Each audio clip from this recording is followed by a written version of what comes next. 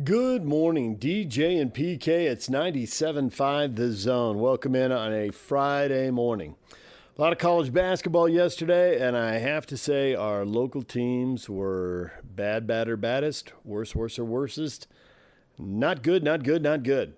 Cougars get knocked out convincingly by Texas Tech. Utah gets knocked out convincingly by Colorado. And the Aggies, well, it was a struggle, but they were playing a team that wasn't nearly as good as Utah and BYU were facing. Their opponent was Fresno State, a 20-loss team. And the Aggies needed overtime, but they got it done. They got the win. So they're on to the semifinals to play San Diego State. Such a familiar matchup. Not in the conference final this time, but in the semifinal. And so we got that coming up tonight. We will get to all of those games. We've got post-game reaction from both the Aggies and the Aztecs as they look forward to playing each other. San Diego State handled UNLV on Vegas' home court. I know it sounds like a thing, and it was a thing in the early days of the Mountain West. I think UNLV was in the conference final like 7 times in the first 11 years, and the coaches are whining nonstop. But just about the time that BYU and Utah left the league, Vegas basketball took a big drop, and they've only been in, I think 2013 was the last time they were in a conference final. So it's not really a thing anymore. Their home court is useless to them in that conference tournament. San Diego State makes themselves at home in that they've been to a conference final 13 times in 15 years. Can the Aggies deny them a berth in the Mountain West Conference tournament title game? I think this game's mostly just for fun. You know, these teams win at home, lose on the road, that kind of stuff. So now you get a third meeting in a neutral court, settle some bragging rights. But I think both these teams are well into the tournament, and they'll probably be seated somewhere between 5th and 7th is how I think it'll work out. The other teams, the Utes and the Cougars, they just didn't have it. They weren't there. The Utes gave up a 13-0 run. Now, they did get back in the game and actually briefly take a lead with a 15-0 run, but the second half was all Colorado. Buffs were up by 3, and they stretched that league to double digits. And the Utes tried to hang around. They'd get it down to 5. It'd go up to 10, that kind of stuff. And then they kind of let go of the rope at the end of the game. So their season is finished at 19-14. The Cougars, well, they don't have to play Houston. There's that. Leave that to Texas Tech. And BYU will come back and regroup. And those tournaments will continue on, presumably with Houston winning the Big 12. We'll see how that plays out. And the Pac-12 is all chalk. The top 4 seeds won. So they're all through, and they'll sort that out. I think Colorado's in the NCAA tournament now, and the Pac-12 will get a third bid. If they beat Washington State tonight, then I'm sure they're in, but I think they're in already. So while basketball hits the pause button here, we're going to switch and talk a little football out of the gate here this morning. Both BYU and Utah continuing their spring practices. We're going to start at BYU with Kelly Poppinga, assistant coach. Kelly, just wanted to ask you overall how you feel about your defensive end so far in spring. Really good. I think we're building great depth. Batty, Mangelson, Logan Latui, Isaiah Bagna have all looked great. Just, I think, building on what we did this last season, especially Logan Latui. He's really stood out to me, just the way that he just looks healthy. He was coming off a knee injury, and he just looks more explosive, more twitchy. He's like having another coach out there. He's been great. And then even Isaiah Bagna from last year, the level he played at, I think he's upped his level. The competition, I mean, there's 4 guys in there that have a lot of playing time, and those guys all want to play. And so it's good to have that depth. And so now we got to find a way to get all 4 of them out there and playing. But it's been good. And then Bodie Schoonover, I think, is kind of solidified himself as the 5th guy. He's done a really good job too as well. And there's some really good young talent as well. Ephraim Asiata's come in and done some great things. And then Bill Poha coming off his mission, same thing. So, I mean, I feel really good with the depth that we have. And then there's a bunch of other guys too that I haven't even mentioned. Ice Moa is still competing. And so, yeah, it's fun to see that group. It feels more like, some groups that I've had in the past with the depth that we have. So it's good. It's in a good spot. With Ephraim, how ready is he to kind of contribute coming right now? Mentally, he's super smart. He picks up things really, really quick. The physical part, just getting him big, getting him strong. But, man, athletically, he's as athletic as anybody that we have on the defense as far as just the things that he can do. The multiplicity of things that we can do with him is going to be fun. But he's got to get bigger, so he's got to gain probably another 20 pounds, which I think is very doable before the season. But he's been very impressive the first 6 practices. You've talked with us on the radio about the fact that the only 2 guys that played as freshmen for you were Kyle Van Noy and Fred Warner. Does he have that type of capability? Yeah, definitely. If he can get his size and his strength up, yeah, especially as smart as he is, how much we put on him in the first 6 practices, and he's been able to pick up on it and do good. It's been impressive. So. What's your spring ball approach with guys like Batty and Bagna who have played a lot of football? Yeah, it's just refining the technique and fundamentals. There's things that Batty still needs to work on, and Blake both. Really all those top 4 guys that I was talking about. But honestly, for me, it's keeping them. It's like keeping a fine-tuned machine, making sure we don't want to go backward at all. We want to make sure we're continuing to progress. And so yeah, there's limited reps in team, but all the indie, and they will get reps in team, but it's just making sure that there's 2 or 3 things that we're focusing on to make sure that they improve on what we did in the past last season. They were 2 guys that were considering going to the NFL last year. What were the conversations like as they were making that decision from your perspective? Yeah, I mean, honestly, with Batty, it was more of just, I think, getting feedback from the NFL, and there's some people telling him to come, some people telling him to stay, but I think ultimately what he saw was just another opportunity to grow and develop and just rise his stock. So I think he's going to do that, especially the offseason he's had. I've been impressed with what he's done, and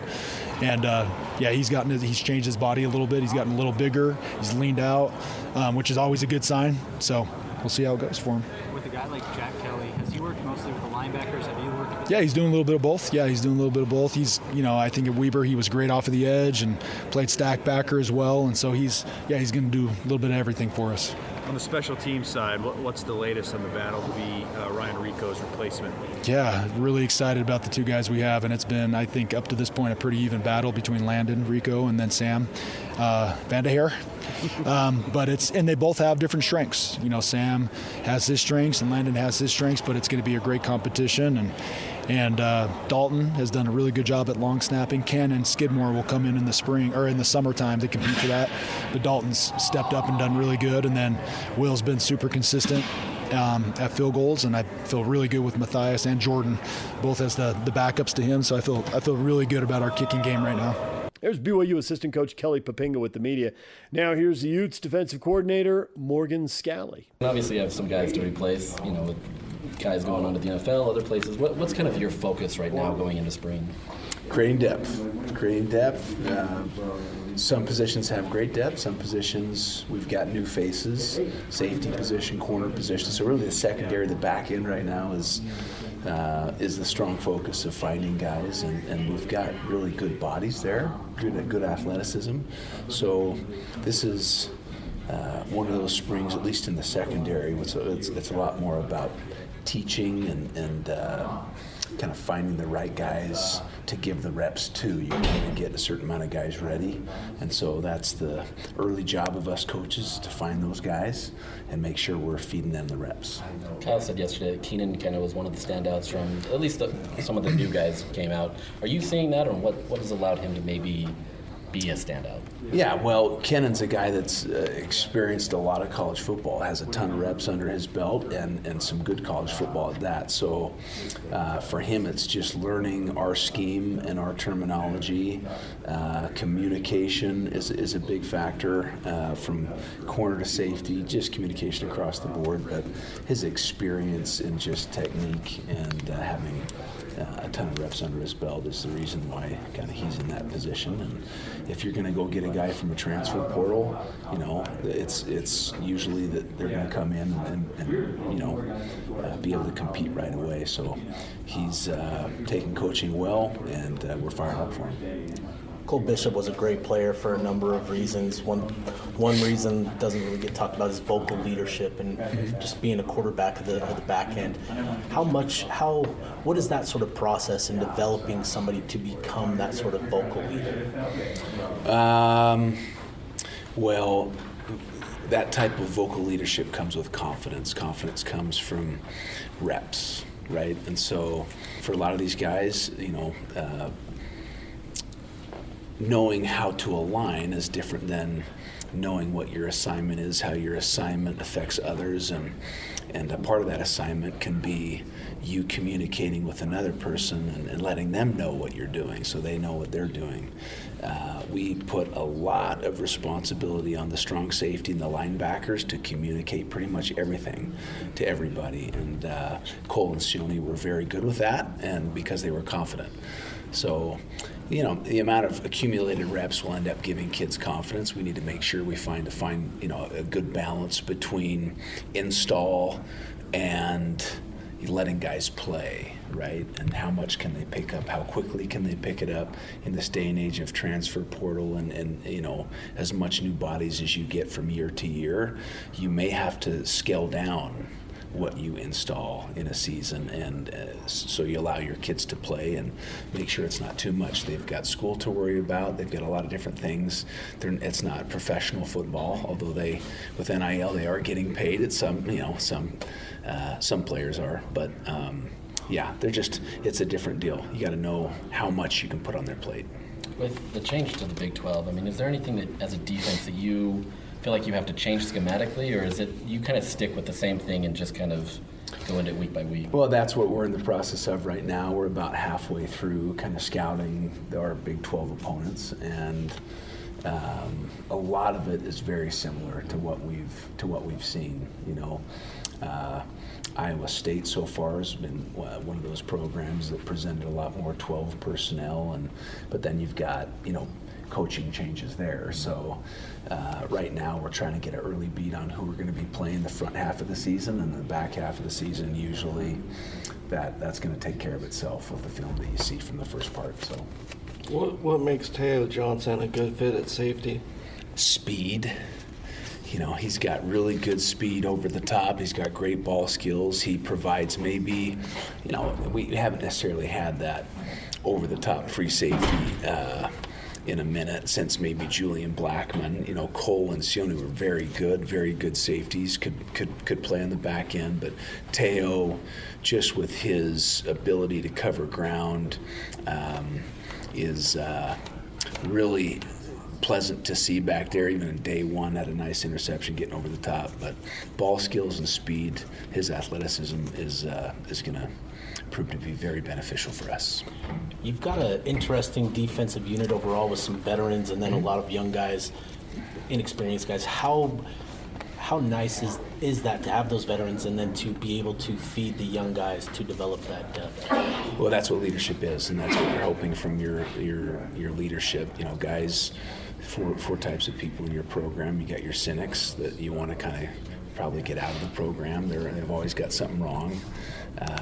Always think that they've got the answer. Then you've got your compliant. They're just showing up, doing everything they're asked to do, but nothing extra.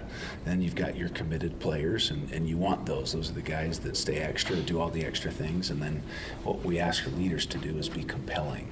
Don't just be committed. Bring others with you. Bring others along, and that's what we've had, in the past and currently. Just guys that the veterans. They don't see the younger group as competition. They see it as, hey, you're my teammate. Come in, let me help, let me teach you, let me bring you along, and if may the best man win. So that's what we're asking of our leaders, is to be compelling and bring the others along. With the Big 12 schedule coming up right in the fall, how much expectation raising do you feel like you have to do to your group, if at all? None. It's about us right now and about getting better. It's all about game one. You go from game to game, and I think if you look beyond that, you're doing yourself a disservice. But we got to focus on our weaknesses right now and continue to strengthen where we feel like we're doing things right. But that's what spring and fall camp is for, and we got a long way to go until that season starts. But no one puts more pressure on ourselves than we do. You've got a lot of depth at defensive end. What's kind of gone into that, and what are you seeing from that group that gives you some? Well, what's gone into it is Coach Powell doing a heck of a job recruiting, and that's what he has always done a great job of, is recruiting and developing these kids. We've got, some younger guys that when they first came to the program and said, okay, we got to spend some time developing you, putting some weight on. Kyle O'Connor's one of those guys that even day one, you're seeing the confidence he has now with some added weight. And Chase Kennedy, these guys that came in that maybe were a bit undersized have now put on some weight. Jonah Lea'ea. And so we're excited to see those guys compete, and that's what it is right now in spring for those guys. It's competition. And when you've got good depth and you've recruited well, that bodes well for the room because no one feels their job is safe. There's Utah defensive coordinator Morgan Scalley. When we come back, the Cougars lament the end of the Big 12 tournament run. We'll hear from Mark Pope, Spencer Johnson, and Jackson Robinson next. Stay with us. Good morning. It's DJ and PK, proudly presented by Murdoch Hyundai, Utah's #1 Hyundai dealer for 18 years in a row. Time to hear from the Cougars as they lose in the in the Big 12. I got UC Santa Barbara on the brain. And they lose in the Big 12 tournament quarterfinals to Texas Tech. After the game, here's Mark Pope, Jackson Robinson, and Spencer Johnson. Ton of credit to Texas Tech. They played great tonight. I thought they were really focused. I thought they were completely dialed in. I thought that they it's been incredible to watch them make an adjustment with the way they play and how they play, losing such a dominant force inside like they have, and they've reinvented themselves in a really spectacular way, and I thought they were terrific tonight. We were disappointed with how things went. Certainly disappointed with the outcome. Sometimes you're out on the court and it feels like it's so hard to make progress. And there were a number of statistical reasons for that. But it was a really frustrating night for us. Morning. Okay, please remember to raise your hand if you have a question. You can get a wireless mic to you. We ask that you identify yourself as well as your affiliation.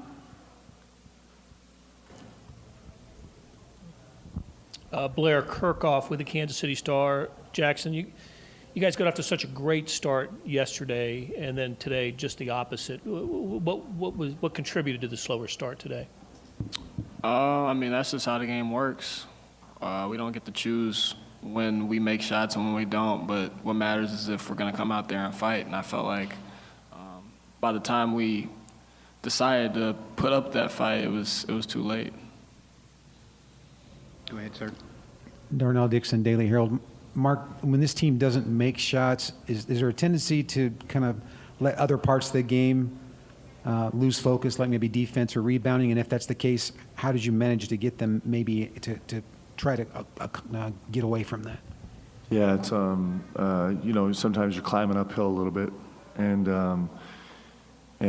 like I said, credit Texas Tech a lot. Their speed and the explosiveness that they cut with over and over and over again, and their ability to get downhill and finish, or they kind of hit us from the three-point line from the dunker spot early, and so a ton of credit goes for them. But for sure, sometimes in the game you're fighting an uphill battle, and things start to disintegrate a little bit. And our team has been really, really resilient. That's actually the standard we have, and it's what we expect, and it's how we perform most often. It was a struggle all night long tonight. It was a struggle for us all night long, and the guys hung in there.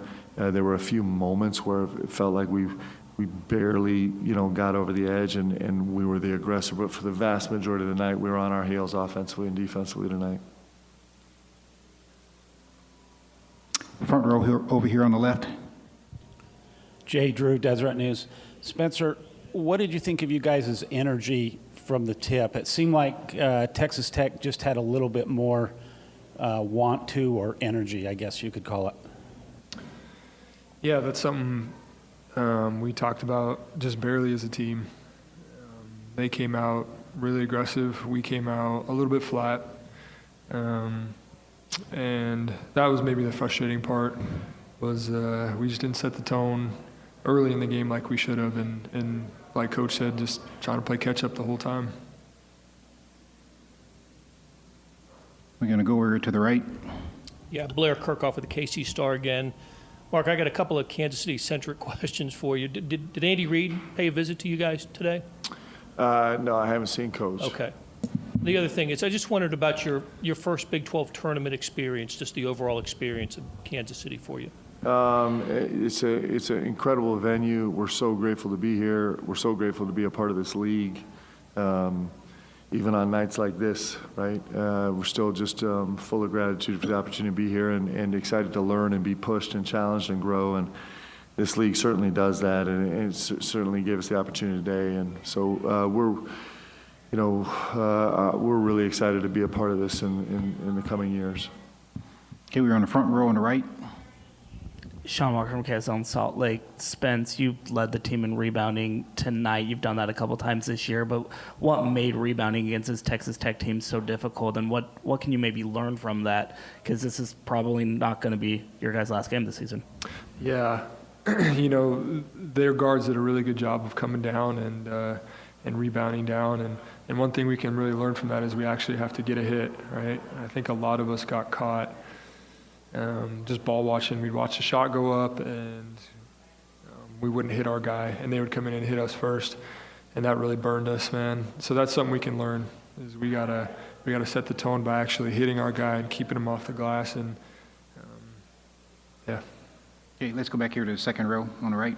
Darnell Dixon, Daily Herald. Jackson, this team has put himself in a position to play in the NCAA tournament. You've got a couple of days before Selection Sunday, and Coach has said this is a player-centric team, player-led team. What are you guys going to be focusing on over the next few days to get ready for the tournament? This loss, it obviously hurts, but like you said, we have the tournament coming up, so we have to move on. We'll digest, the film, stuff like that, look over it, but essentially we just got to move on to the next game and focus on what's ahead. We got bigger goals, so that's what matters. Let's go in the front row on the left here. Yeah, two questions. Mark, when you made the 15-0 run, you didn't have Jackson coming out of that timeout on the floor. Is that just your rotations, or why wasn't he out there? Just trying to save a foul. He had 4 fouls, and we had a defensive possession, so we thought we could maybe milk just one possession on the defensive end and keep him alive in the game. And then with Allie not playing in the second half, was that related at all to his fasting, or was it an injury? No, he just had an ankle that flared up, so he wasn't available the second half. I think we've got a question over here on the right, about midway back.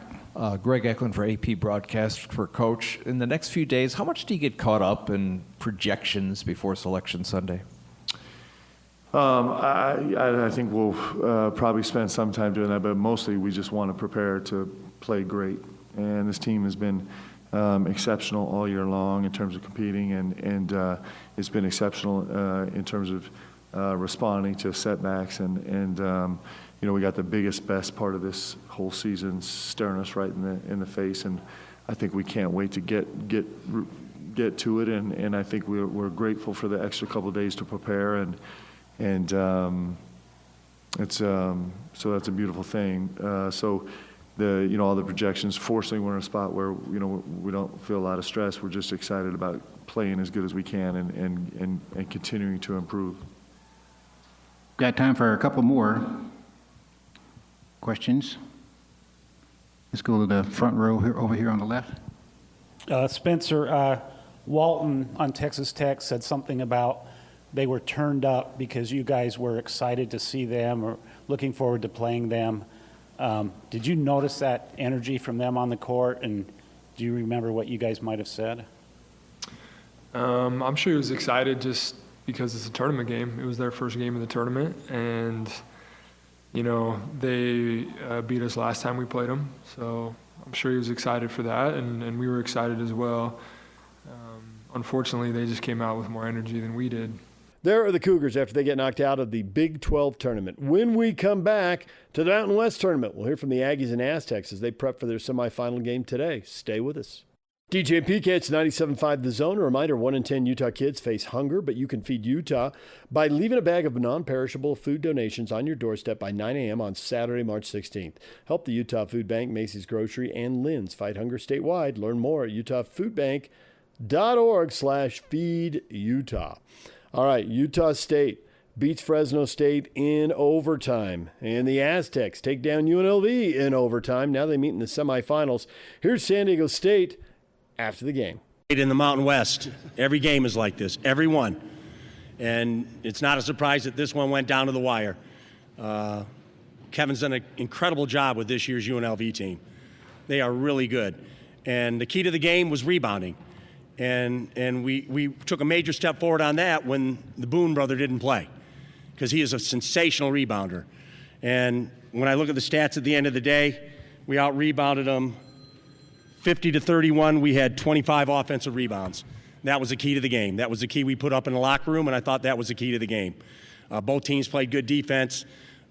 Two sensational performances, one by Deaton Thomas and one by Jaden Ledee, and sometimes coaching's easy. I ran the last play, give it to your best player and let him make a play, and that's what Jaden did at the elbow sweep, made a big basket at the end, and we found a way to hang on for a victory. So proud of our guys, proud that we're playing in another semifinal game in the Mountain West tournament. Thank you, Coach. Let's take questions for the student athletes first, and then we'll come back to Coach. Braden Nurse with the Mountain West. Jaden, take me through that last play and what's going through your mind, especially also with the free throws, given the way they've been falling for you all day. Just staying the course. I mean, with the free throws, it says I went 11 for 18, so I knew I was going to make more than I missed. And just that play, we ain't ran it in a minute. So, I mean, my teammates had ultimate confidence in me, coach had ultimate confidence in me, so I just got to my spot and shot a shot I shot a million times. What's going through you guys' mind when Deaton gets that shot off and the relief that you had when it didn't go in? We're excited. It's March, so wins are going to be ugly, but it's all that matters that we get the win, and now we get to focus on the next game. Go ahead. Darian, you had that buzzer beater shot in the halftime. What were the emotions going into the locker room to bring any kind of momentum swing? Finally, I couldn't buy a basket. I missed a lot of layups. As a team, we missed a lot of layups. I missed a lot of shots. So that was just great momentum. We talked about it going in the half. We were kind of down, and we talked about it as a team. Like that was something positive, and we just highlighted that, and we went out in the second half with great energy, and I mean it showed. Right here.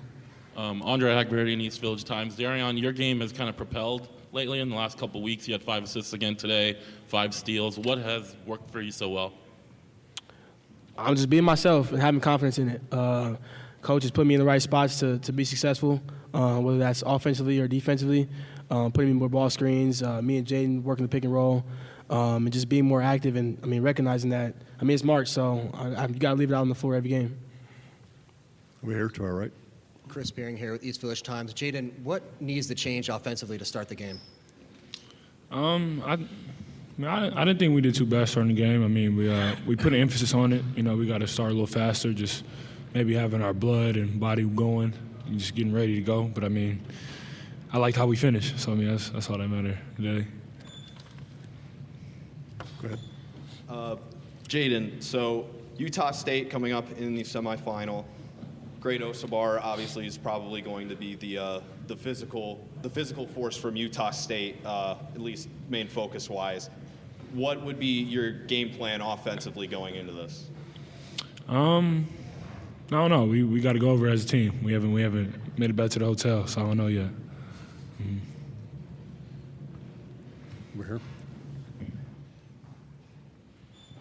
Jason Walker with Cash Philly Daily. Jaden, just kind of following up on that, obviously you and Great Osabar had 2 really big matchups in the regular season.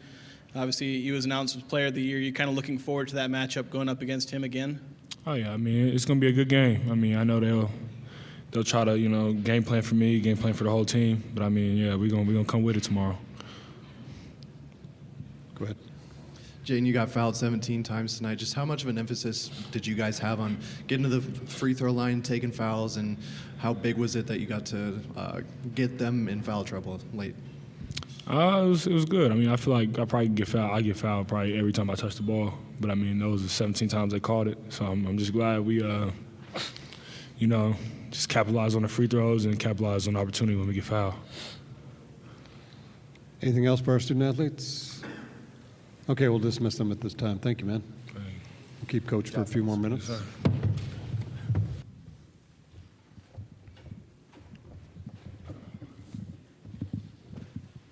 Over here, Coach. Ed Graney Review-Journal. What makes Didon so special? He just plays with great pace. I mean, there's coaching where you can get a guy better, and there's just a kid that plays with great instincts. So whether it was his dad teaching him as he came up, he just has great instincts. He plays with pace. He knows when to go fast, when he goes slow. He hits the runner. And he hasn't even tapped into the three-point shot, which he can make. You know, when he starts shooting that with confidence behind ball screens, I mean, he was unstoppable tonight. And we doubled him. We switched on him. We switched size on him. And he just got to his spot. And he missed 2 shots at the end. I don't know if we kept him from making them, but he missed a couple shots that he made all game. And we were fortunate that happened. Brian Shapiro, KSHP. Coach, I know 1 or 2 plays don't define this game, but you guys are down 8, 2 seconds left to go in the first half. They're trying to get a double-digit lead. How big was that? Get a steal, make a 3, and going into the locker room with some energy and something positive. Yeah, I think we were 1 for 9 from 3 in the first half, and that was the only make from 3. So it was nice to see one go in. And I heard the coaches joking with the team that we finally got the lid off the basket. I mean, we shot 28% or something like that the first half again. That's what we shot last time we played here. But we made 11 threes. And so we couldn't get a 3 to go in with any regularity today, but that was a huge momentum changer. We scored a basket, and then we scored the last basket of the half. So we went on a little 5-0 run to end the half. And we tried to get our team uplifted by that. They seemed a little down at halftime, and we tried to say, come on, that's such a huge momentum change. And so we tried to get them fired up a little bit more. And it came from the coaches, to be honest with you, some of that. So we tried to get their energy up, that was such an important shot and that could turn the tide of a game. And maybe it did. Coach, I'm sure you knew that this game was going to turn out something like this. Just what do you tell your team going in to kind of deal with a team that's trying to get their get back from a couple weeks ago? Yeah, I mean, rebound was a key, and when the other Boone didn't play, that was a huge momentum change. And he tried to warm up, but he is their offensive rebounder. He's the rebounding problem. And so they had a short man bench, and they had to play different lineups and different combinations. And I thought Kevin did a great job of not having a main cog in his offense, his best rebounder, in my opinion, for the whole game. And I thought he did a great job managing his team and overcoming that and having a chance to beat us on his home floor. And so that's hats off to UNLV, missing a really important player, and it's hats off for us to finding a way to finally get a close win. We've lost so many close games. And we finally got a close win, and it's a good time to do it, heading in to this tournament and heading into the NCAA tournament. Go right here first. Coach, Micah had a rough game out there offensively, 0 for 8 from the field. But despite that, at one point he was a plus 21 point differential. What are some ways that he helps the team win despite not scoring? Well, that's how he's on the floor, because he guards at a high level, he rebounds. You know, I felt bad for Mike. He missed 2 free throws. We were up 2 at the end of the game. He missed them both. And so I just said, to be a really good basketball player, you have to have a short memory. So anything that happened today it's in the rearview mirror. Come out and make every shot you take next game, and shoot like you think you're going to. You know, it's important for a coach to give his team confidence, even when it doesn't seem like they deserve any. But Reese and Mike are going to make shots tomorrow. I'm convinced of it. They're too good at players. They're too good at shooters. And I think the ocean will open up tomorrow. It'll look like the size of the ocean, the rim. We're making shots tomorrow. We're here. Jack Johnson from the Utah Statesman. You guys have a lot more playoff experience than Utah State. You've been to the semifinals 19 times compared to their 5. How are you going to use that playoff experience going into a game against the number 1 seed? Well, it's not really Utah State. It's Osibor and Brown have played in the NCAA tournament 2 years in a row. They've been to the conference championship of their league. So there's Utah State playoff experience, and there's the playoff experience their players have. And so they've got guys that have played important games in March, and I think they'll be ready for their opportunity, and so will we. Coach, can you take me through what you told the team after Dean Thomas hit that spin move layup at the end of regulation to tie the game? Just that every coach would tell his team, we got this. We're going to win the game. Be positive. Don't let that distract you. Come out with great energy, and let's win the game. And that's every coach in the country is going to give a pep talk. You're not going to sit there and go, wow, we made a mistake doing this, or we screwed this up. You're just going to turn the positive to a positive energy. That's all you can do. Because if you've got negative energy, you're never going to win. So we had to believe we were going to win. We had to sell that to the kids, and they had to believe it, or we had no chance to win. 1 or 2 more questions. Go ahead. Dutch, you called timeout with 2.7 seconds left. I'm assuming you were going to foul. And you didn't get it done? Yeah, I just told him 2.7, we have to be real careful because with that amount of time, they're probably going to catch to a shot. So we were real cautious about fouling at that point because if there was 8 seconds they had to dribble up the floor, we'd have fouled for sure. But at 2.7, I didn't want to have a guy catching the ball into a shot, and we grabbed him. So we wanted to put 2 guys on Didon, and that worked out really well. He got a wide open shot to end the game. So coaching sometimes is overrated. We had a guy in front of him and behind him, and I looked up, and both guys were behind him. So we were fortunate he missed a shot. We were guarding the right guy, but we didn't do what we needed to do to prevent a shot by him. And coming back to win this after losing so many of these types of games all season, what does it do for your team? I just told him this is a good time to start this. It's March, it's tournament time. This is a good time to start winning close games. So everything in the past is in the past. All we control is the future. And now we've got one that we've won a close game. Let's go get another one and another one. And let's keep this going. Right here. Coach, UNLV went to a zone late in the game, similar to Boise on Friday. Even though you guys missed some shots in the beginning of it, it looked like they were good shots. Were you happy with the offense against the zone? Yeah, I thought we played good against the zone. There was a set play I was trying to run late that we didn't get into, and I kind of talked to Lamont and Darion that they have to be the voice on the floor. They have to get us into the set. But, it's a set we got the layup on, a double ball screen where we get downhill and get a layup, and I tried to run it again. And good things happened when we ran that play, but we didn't get into it, and end up Lamont shot a tough jump shot. But that's the only thing I was mad about, that we didn't get into a play I wanted to run late. Let's go one last question. Jason Walker with Cache Valley Daily, mentioning meeting Utah State in the playoffs. I think it's happened 4 times in the last 5 or 6 years. I think this will be the 5th time in the last 6 years. What's it been like playing Utah State so many times here in the Mountain West Tournament, especially since you've, I think, 3 or 4 different coaches in that time as well you've faced with Utah State? I don't remember one game other than Sam Merrill banging a 3 on us to win it. That's the thing I remember. That's the curse of coaching. You always remember the ones you lose.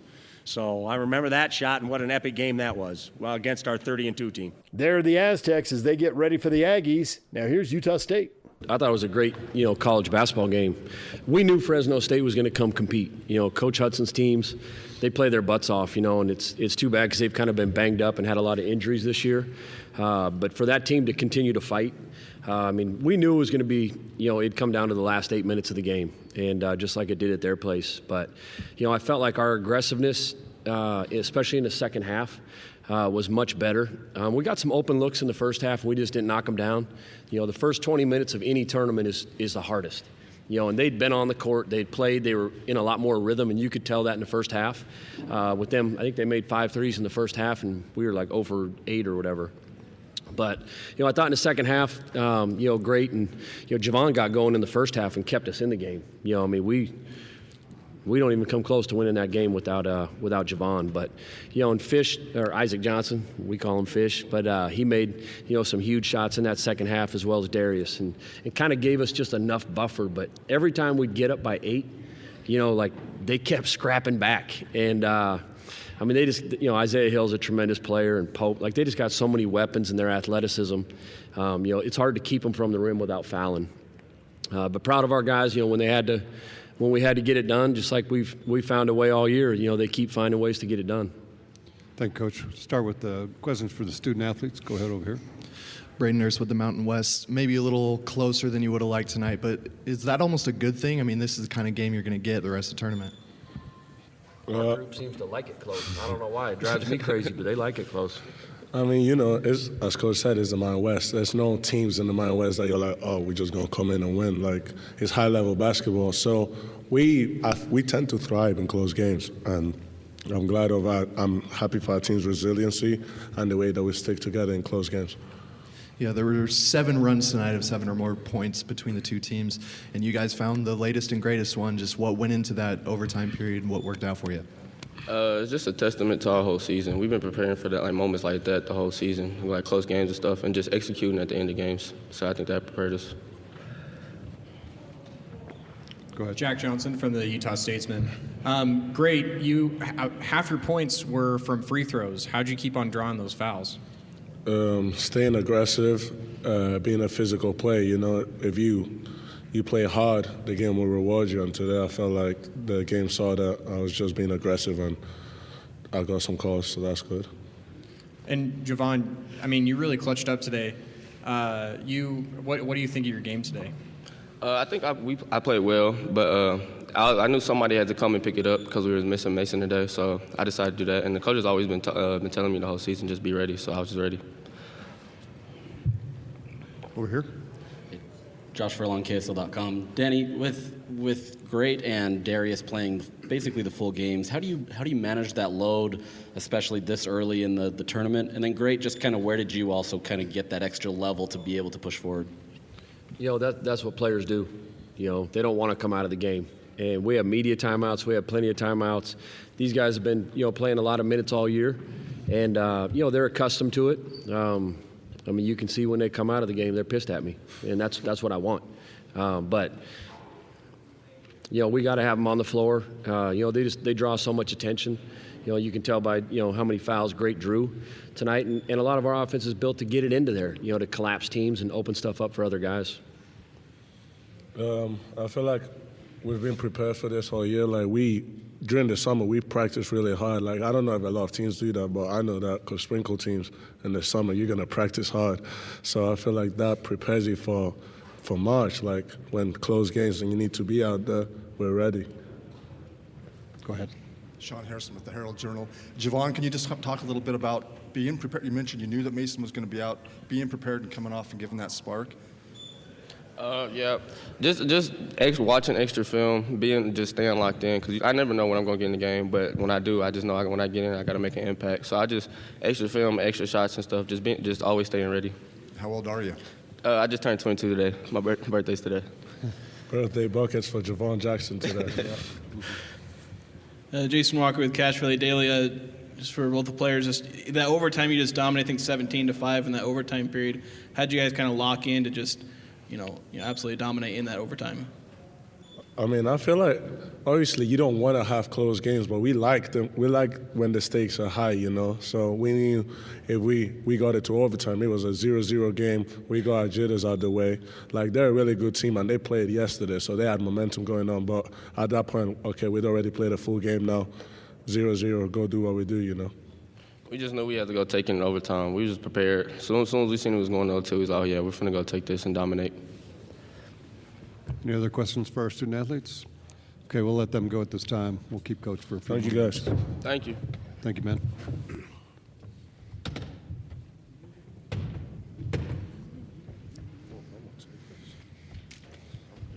Questions for the coach? Right here, Coach. Yeah, Coach, just what has Fresno State done well against you guys these last couple times you've played them, just to make it a game that you have to grind out? They play hard. They play hard. They're really athletic. It's a good team.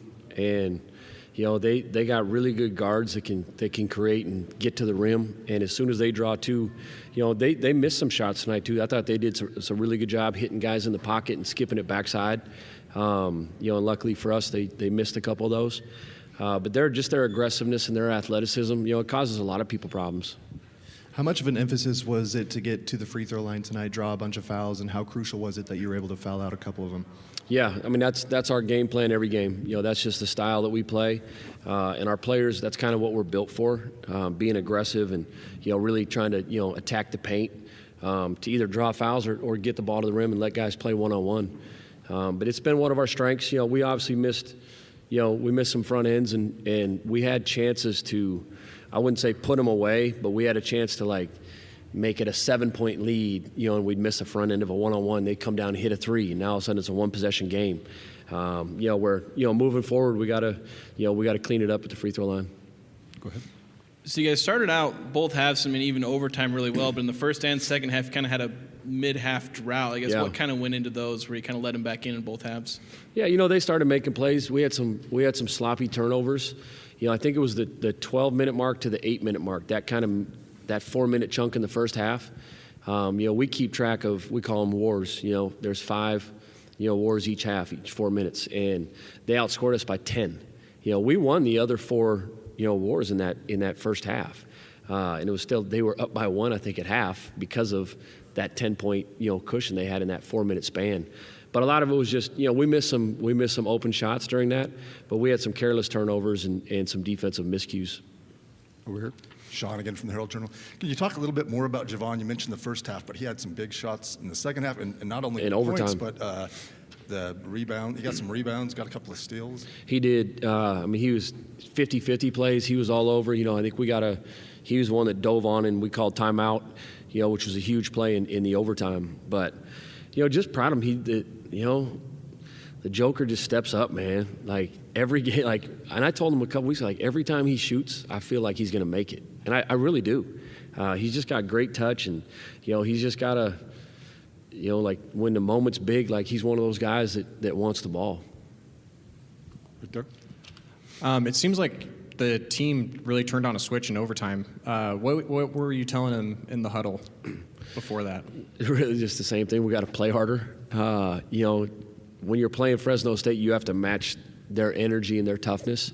And I think we jumped out to a 5-0 lead, I believe, in overtime. I think Javon may have hit the first three, and then I don't know if we got a pitch hit. We got 2 free throws or a layup.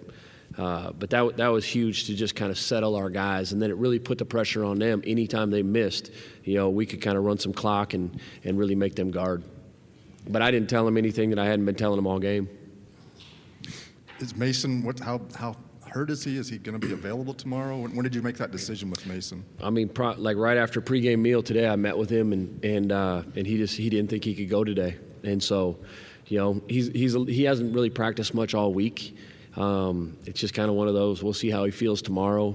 He's been getting a lot of treatment on it, but I don't expect him to play tomorrow, to be honest. I hope he does, but. All right, Danny Sprinkle and the Aggies getting ready to face the Aztecs later today. We'll have more on that game coming up. Stay with us. What is trending? All the headlines are next. It's time to get your morning started with the news you need to know. News update. This is what's trending with DJ and PK. Hashtag Utah Jazz. I also think that a big part of this process is the veteran players giving the young players some grace. They were once the young players that were being thrust into, opportunity early in their career, and I'm sure they had veteran players who did the same things for them. There's communication, there's mentoring, there's all those things, and there's also times, especially in the game, where you have to give people grace because it's not going to be perfect. Oh, it's not going to be perfect. I think we've all reestablished our expectations there, PK. It won't be anywhere near perfect. It won't involve Lowry Markkanen, Jordan Clarkson, or Chris Dunn. They are all out. Taylor Hendricks is questionable. The Atlanta Hawks are in town, and this is one of the teams that could determine whether the Jazz are in the top 10 or out of the top 10 as far as the draft pick goes. So, big game. Clutch loss needed here tonight with the Jazz. Just one game worse than the Hawks right now. Nobody's perfect except a perfect stranger. Thank you, PK. Well, how many perfect games in your lifetime? I know if you go back, there are a bunch of them.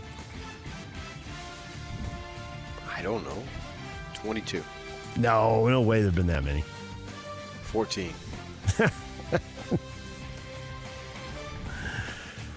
Quinn Snyder is back in town with the Hawks tonight. There's pretty much nobody left. I guess he'll know the local media. He sure as heck won't know the guys on the other bench.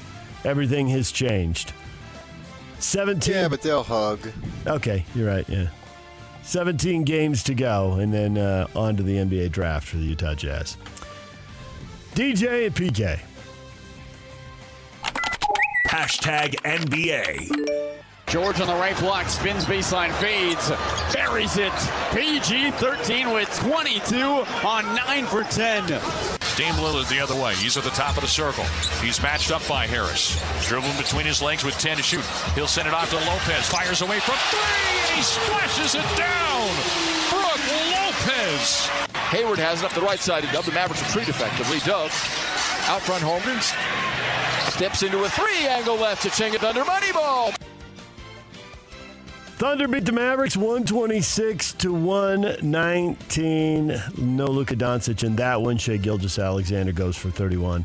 And the Celtics handle the Suns easily 127-112. You pay much attention to the NBA last night, PK? It's more a college basketball time of year, and you're in Vegas for the college tournament, so. Yeah, I know nothing about the NBA. Yeah. Those were the two big games for national TV. The Sixers still don't have Embiid, so they're still in trouble. They got beat by the Bucks 114-105. DJ and PK. Hashtag college basketball. 10 on the shot clock. Approaches, shaking with the shoulders, double team, throws it to Williams. Set shot three. Bang! Back to back in your face. Slings it to Duche, down to Osibor. Osibor passes out of the double team to Jackson. Good look for three, knocks it down. 73-70. Aggies get the first points of the overtime. The Utes, the Cougars, and the Aggies all played. Nobody looked good. The Aggies were fortunate to win in overtime because they were playing lesser competition. They gave Fresno State their 21st loss, so the Aggies got away with that game. But the Utes and Cougars were playing teams that, you can't play like that and win, so they didn't. A day that reminds us, PK, we might have one-and-done teams in the NCAA. We've seen their best games. We know they can win, but you see a game like this and it reminds you, oh, yeah, they could definitely be one-and-done. Yeah, I didn't get a good chance to watch college basketball yesterday. I'm sorry. Why was that? Vegas, I ain't got time for work. No, I was at the gym for like 8-9 hours, 10 hours probably. Think about it. Watched most of the Cougar game on TV before I had to take off to go to the game for Utah State, obviously. And then stayed and watched the game after. Vegas, San Diego State, overtime, Utah State, and Fresno, overtime. It's funny, though. Even though that game seemed like it was it wasn't overtime, obviously, I never really felt that Utah State was going to lose. I don't know why that is. I'm sure Utah State fans were on edge and all sorts of nervous, and the people in the crowd was building pretty good, and what you get in that situation, unless you're a Utah State fan, you got everybody else rooting against you. The later seeds, later games, then it's the first game of the day. Of course, they want the top seed to lose because that's going to help their chances.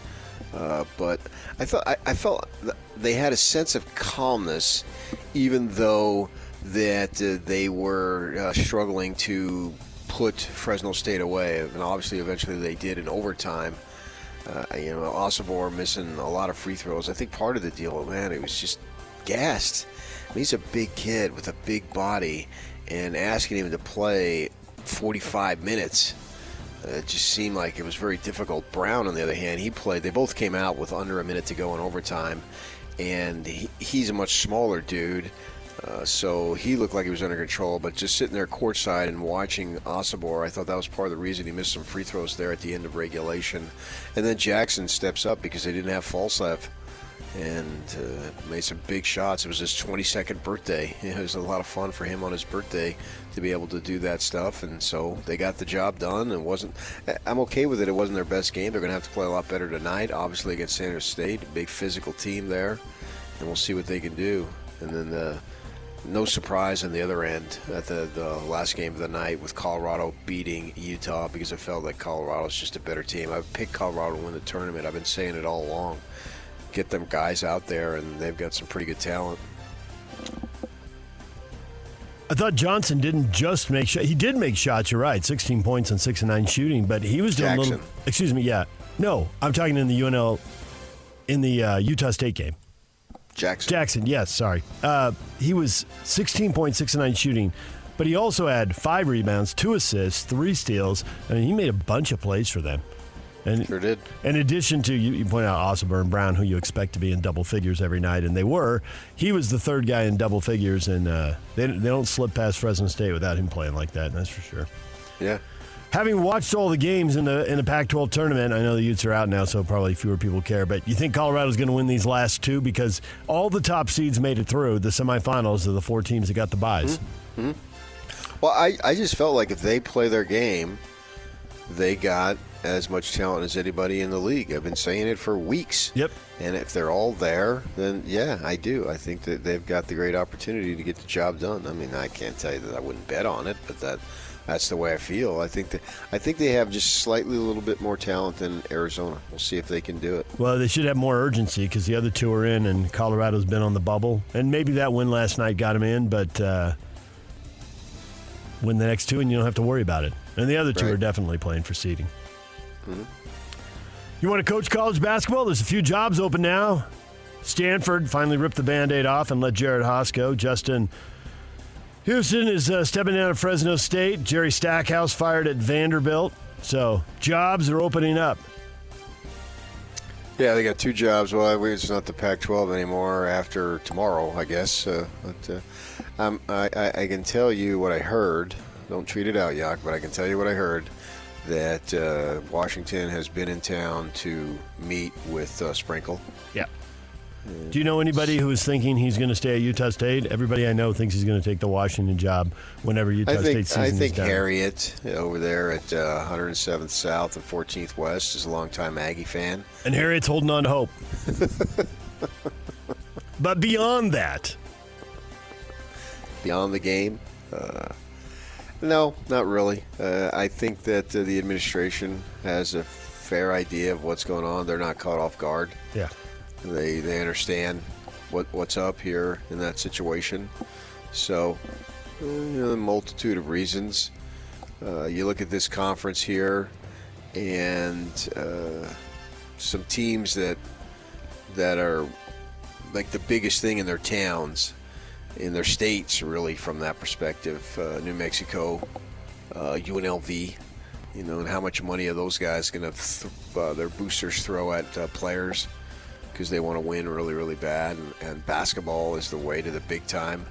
And how much is that? I think the proverbial perfect storm came together this year for Utah State. Is it something that can be repeated year after year after year?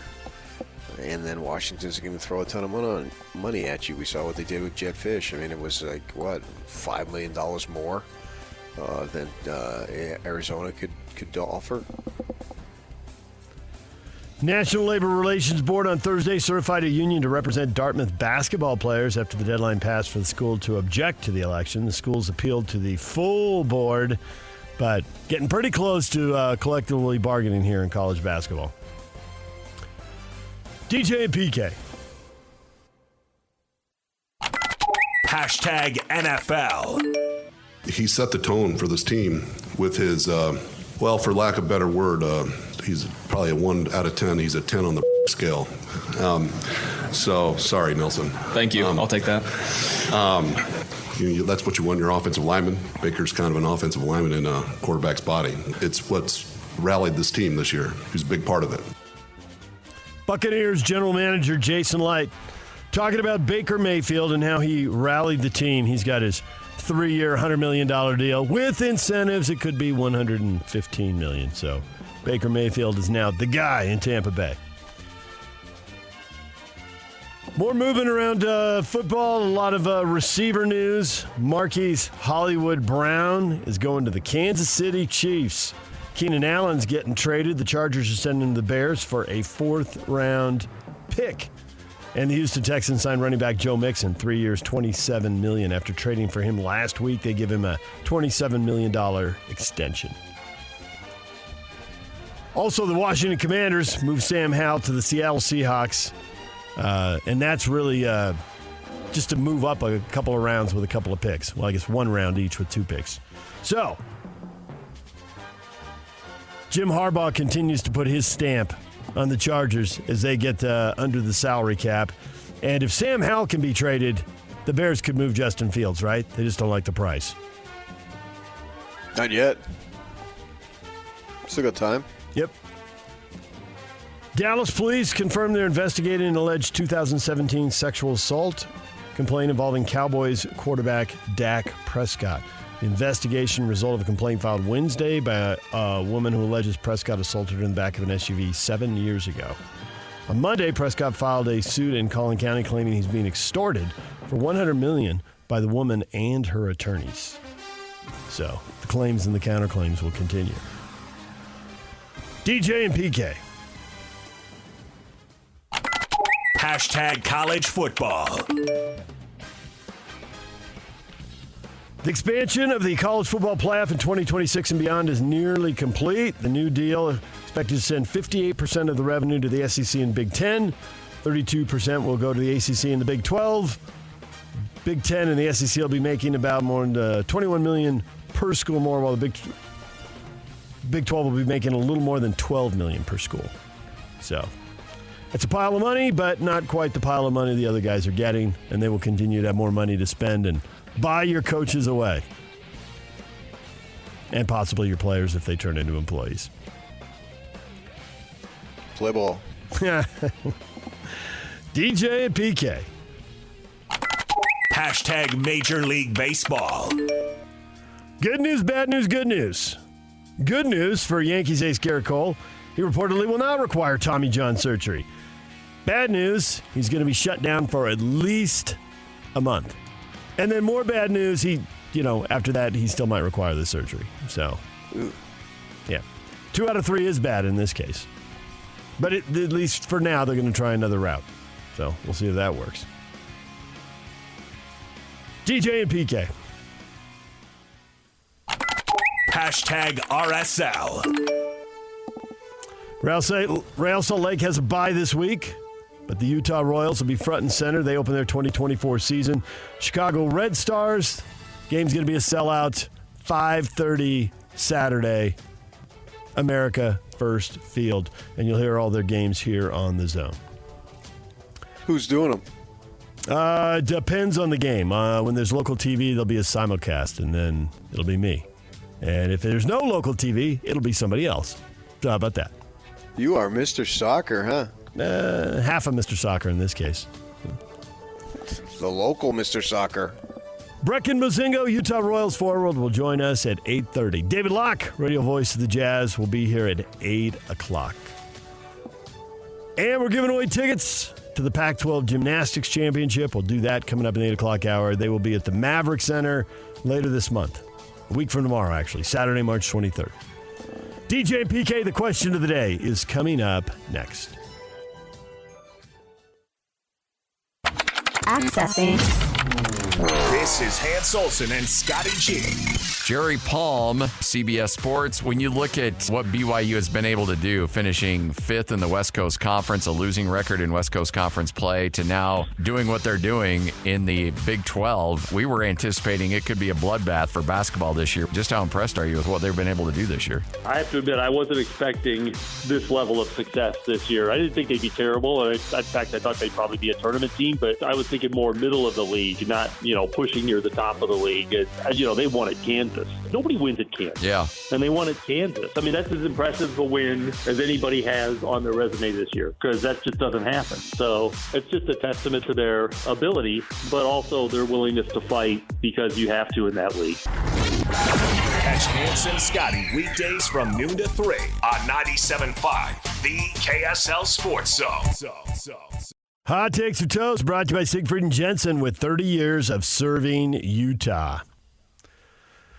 Well, for BYU, after getting knocked out of the conference tournament by Texas Tech in fairly decisive fashion, isn't it better that they couldn't hit the broadside of a barn now rather than next week?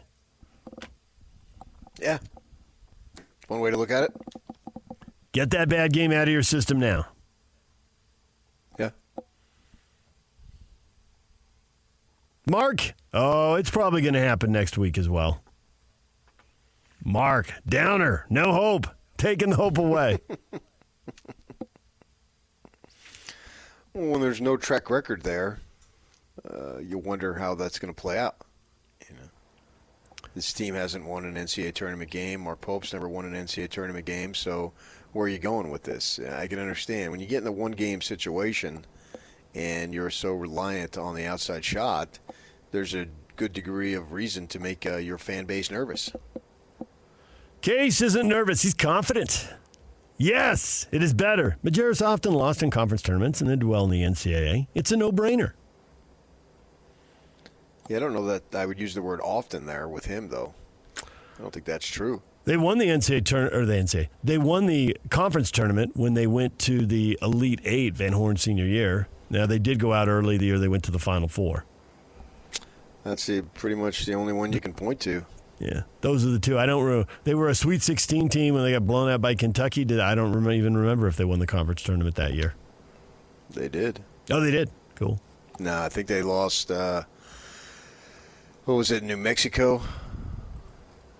I'd have to go back and check.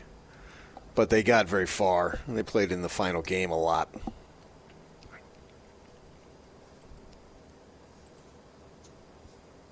Mike, this gives them a chance to rest for next week. In the end, it probably helps the team overall.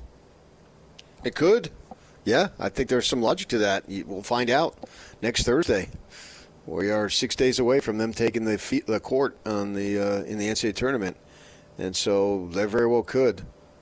You look at it, if they would have won, what would have given them that they won't get?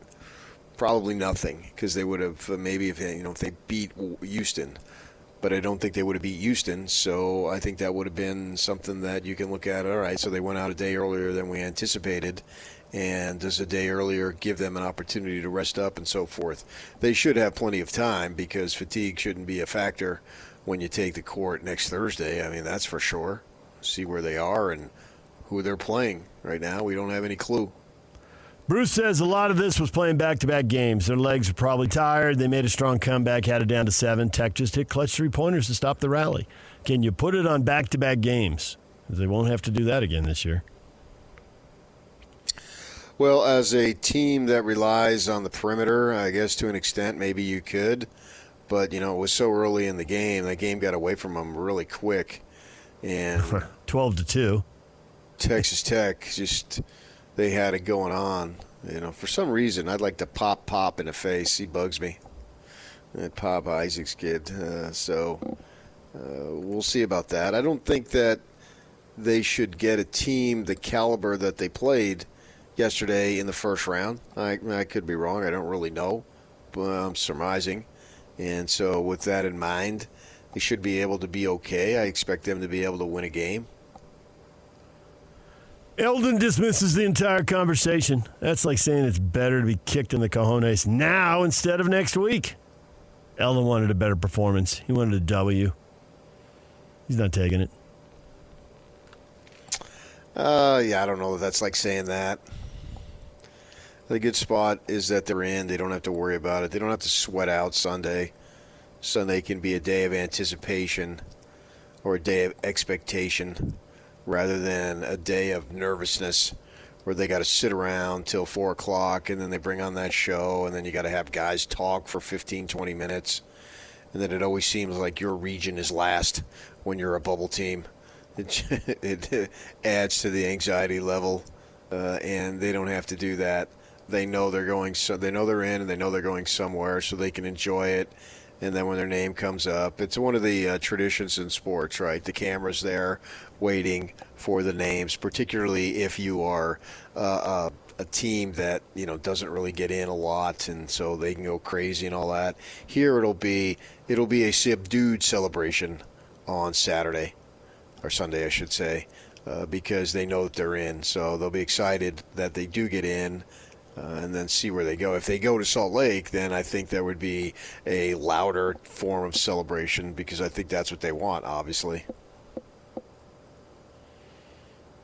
The cameras will be on Utah State. I know that. I don't know about BYU. Maybe they set up a camera for that through BYU TV. So I haven't heard on that. Oh, yeah, they'll have their own. There'll be a reaction shot at Utah State because they've already called to schedule it.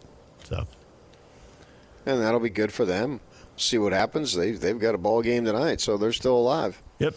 And then hopefully for them tomorrow afternoon. Caleb, we need Jimmer to work with these players. Yes, Jimmer made a lot of threes, but he also had like 252 free throws in a season. Wants more free throws. Get him to the line, baby. Don't be so three-dependent. Get to the line. What was amazing in that semifinal game that he had in 2011 against New Mexico, I think he had like 51, 53 points. And I don't think he had more than 2 or 3 free throws. Didn't get to the line in that building. Game. Huh. No, he didn't. In the Thomas and Mack there for that game, it was an incredible performance that he put on, and he was just hitting, and he had his run. It's funny, he had his run, and Andre Miller had his run, and one of these two teams that are in the tournament here locally, they have a player make his run. It's something that you're talking about 25 years later, 15 years later almost. Remember it vividly. At least you think you remember it vividly if you created some ideas in your mind that were truth, and that's what you believe, and then you go back and look at the tape. Ooh, I was a little bit off, but nobody knows that. So they had great runs there. in those both situations. And so we'll see. Can somebody from Kennesaw and Brown and so forth, or Jackson, Robinson, whoever it might be for the Cougars, can they get going and create a legacy? Because that's what they're trying to play for right now. They're trying to play for school legacy. And that's cool that they're in these positions to be able to do that. Whether they get it done or not remains to be seen. But I think that's what they're playing for, an opportunity to create some school legacy, because both of these programs don't have a big-time history of going on extended runs in the NCAA tournament. It'd be BYU's first tourney win in a decade, right? Am I forgetting something? It'd be Utah State's first in a little more than 20 years. So winning a game will separate you out. And winning two will definitely leave a mark. Yeah. Yeah, and I think if things go their way, I can see it happening. It's not inconceivable. The doubt is what makes it so fascinating. Because if they play like they did yesterday, they're in trouble. But they've had plenty of big wins that you can point at and say, all right, they'll be fine.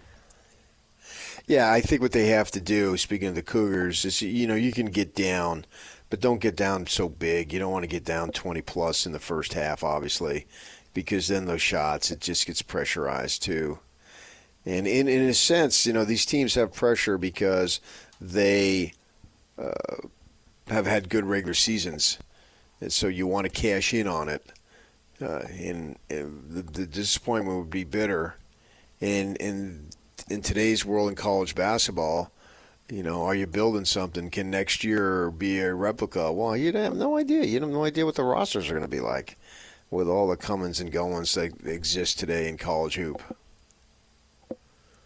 Coaches change so fast, rosters change even faster. Hard to build off of stuff. But yeah, they're right there right now, so seize the moment now, and then whatever happens later happens later. And Pope he may get some run. He's a Washington kid. I don't know what's going on there. I think Sprinkle's the favorite. But they've got Louisville, and Pitino has been pumping up Mark Pope, going on social media, and played for him.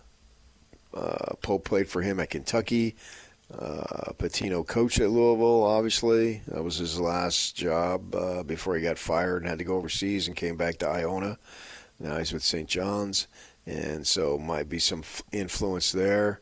Does Pope want to do that? Get in a situation where it's an historic program, obviously.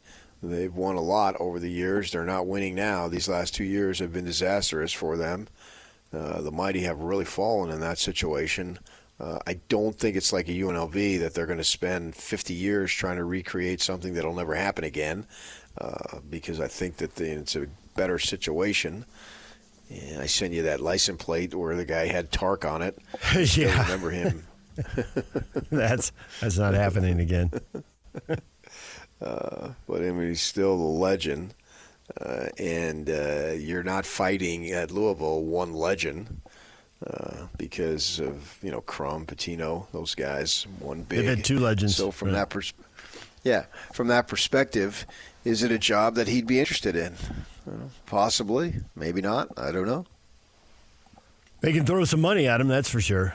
I mean, basketball really matters there, so I think they'll spend for it. And you're in the ACC, and if the ACC falls apart, I think everybody thinks Louisville can land in the Big 12.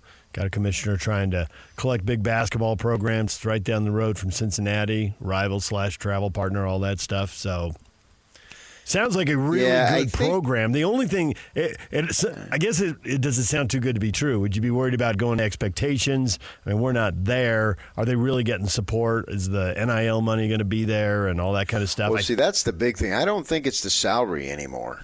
The salary's going to be there. That's pretty much a given. The salary will be there. You'll get a going rate. But I think that it's a situation where you have to look at the NIL. What is available there? That's a major, major deal. And that has to happen. I mean, you have to have that. If you don't have that, you're not going to win. That's a fact. That's just the way it is, man. If you don't have it, you're not going to be able to win at a big-time level all across the country. And I don't know what it is at Louisville, but I'm assuming it's going to be pretty good. You know, what are the boosters going to do? How much money are they going to throw at the program? Because kids are leaving most definitely because of the – think about this, man. Trying to get in the NBA, it's very, very difficult, right? You're just a numbers game compared to the other sports. You know, it's difficult to get to the highest level no matter what sport, clearly. But just simply math would dictate that, boy, it's really hard to make it in the NBA. And so you can get this money here now, you have to take it. And some programs have been decimated by not having enough NIL. Others have been able to come through. Texas Tech, I know they've got guys that went there because their prior schools couldn't match the money. They've gotten kids from UVU and ASU. That's just off the top of my head. You probably know more than that. And that's what people have told me. Yeah. That's how they've got a good coach. The guy's a good coach, no doubt about it. Yeah, but you're a better coach when you have better players. Yeah, everybody is. And so they've thrown money at these kids. And so you've gotten some good players because there's plenty of good players out there. I don't think that's a question at all. They have there's a lot of good players out there. And so not every good player is going to Arizona or Kentucky or so forth. And so they've poached. I mean, you look at last night. Well, Warren Washington didn't play for Texas Tech, but there's a kid, DJ Horn, that got in there, and he plays for NC State. Well, he was starting at ASU last year, and he was a leading scorer. And what did NC State do yesterday? They had a big win, right? His name is Horn. You can look it up. He was their leading scorer.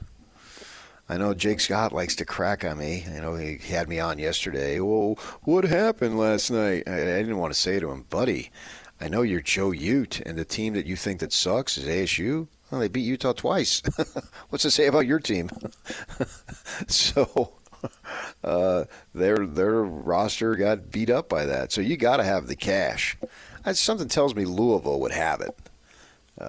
From that perspective. But we'll see what happens with Pope. You know, I think there's two questions. One is, does the school have the cash? And I agree with you, Louisville's got it. And then the second thing is, so the NIL they have, do they push it all towards football? How much are they willing to push towards basketball? And historically, I think Louisville is a school that would push it towards basketball, but then history doesn't necessarily matter. You got to, as a candidate, you have to go in and find out what the AD and what the president and what the key boosters are thinking right now. Because football's where it's at. And there may be historic programs. I was watching one of the Talking Head shows was debating, are there still going to be blue bloods in college basketball, or is that era over? Well, if UConn's a blue blood, they're the defending champs and they're about to be a 1 seed. But at the same time, some of the schools that, even if they didn't win at all, they never fell that far, some of them are falling pretty far. UCLA and Louisville are pretty far down this year. Now, are you just down 1 year? Are you going to be down longer? Can you bounce back? And how much NIL money do you have? And are you going to split it up? Do you have enough to just throw piles of cash at both programs every year? Or are you going to prioritize one, and to what degree? I'd be shocked if every candidate weren't asking that at every important job that came open. Yeah, that's what I'm saying. You're going to get paid. Do your players get paid? And the answer to both has to be yes. There's only 60 guys getting drafted, so there's a whole lot of college basketball players looking to get paid right now. And all 60 of those guys don't make it. I mean, guys will go overseas and make money too, but if there's $100,000 or $250,000 or $500,000 to be had, you're going to ask if it's available. For sure, yeah. I mean, Nick Saban said it. Yep. I think it's even magnified more in basketball because there's fewer guys to spread it around. So you get an opportunity for you to make some serious money. DJ PK, it's 97.5 The Zone. David Locke is coming up at the top of the hour. Stay with us right here on The Zone. Ladies and gentlemen, may I present... This is JJ and Alex. Former Utah Jazz man Al Jefferson on the program here with us. Big Al with us. Hey, Al, what's going on, man? And that's another thing, man. I tell people all the time, man, Salt Lake City, it's a beautiful place to live. And, it was perfect for me at that time because I just had my first son around that time when I came here, so I was trying to be like a family man, and this is just a great place to, to raise a family and to be, because I got the first 6 years out of the way for me wanting to go party and have fun. I wasn't on that type of time when I got here, and it was the perfect place for it, man. It's beautiful. It's just so clean, and like I said, of course, the fans, they really appreciate it. Catch JJ and Alex afternoons from 3 to 6. Presented by G2G Bars on 97.5, the KSL Sports Zone. The band of the day today, we have a tie, PK. It's ZZ Top and Leonard Skinner, brought to you by Live Nation. Because ZZ Top and Leonard Skinner are coming to Utah First Credit Union Amphitheater September 26th. Tickets on sale 10 a.m. today at livenation.com. For all the live concert events in 2024, check out livenation.com.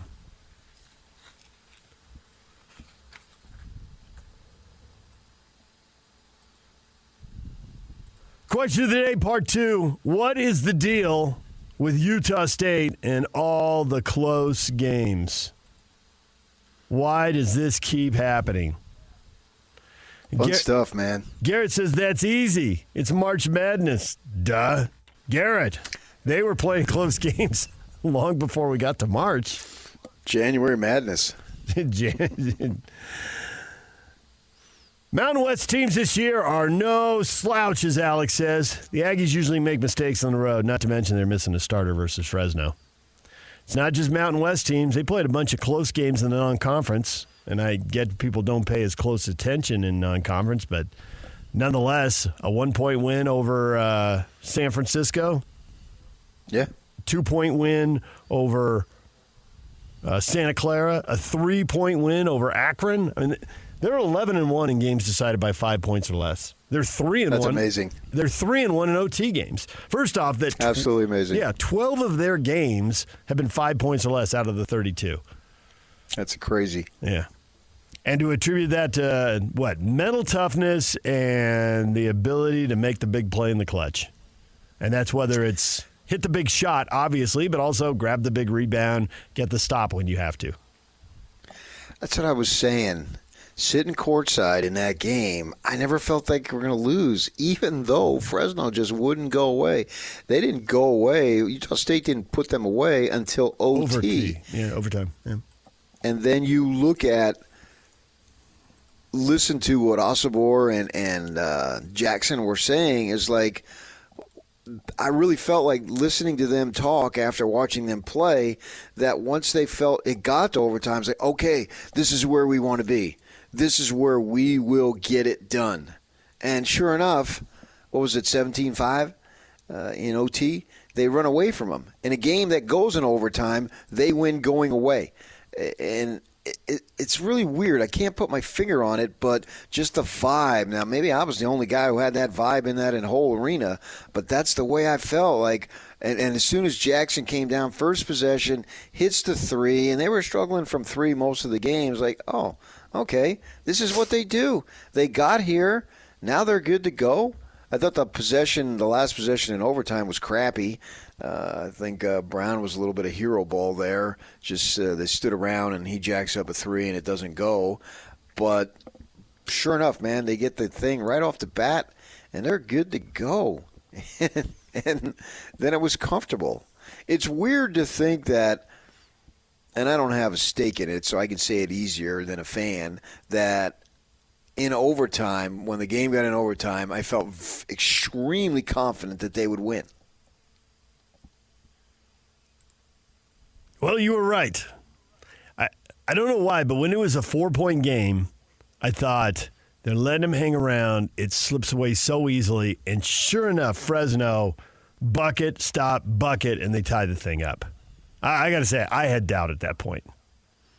Now, I'm with you. When they hit that shot to start overtime, it really did feel like, well, that's going to settle them down. And they're the better team. And sure enough, they went right down and got a stop, and then it was on. And they just bludgeoned them in overtime. Yeah, they did.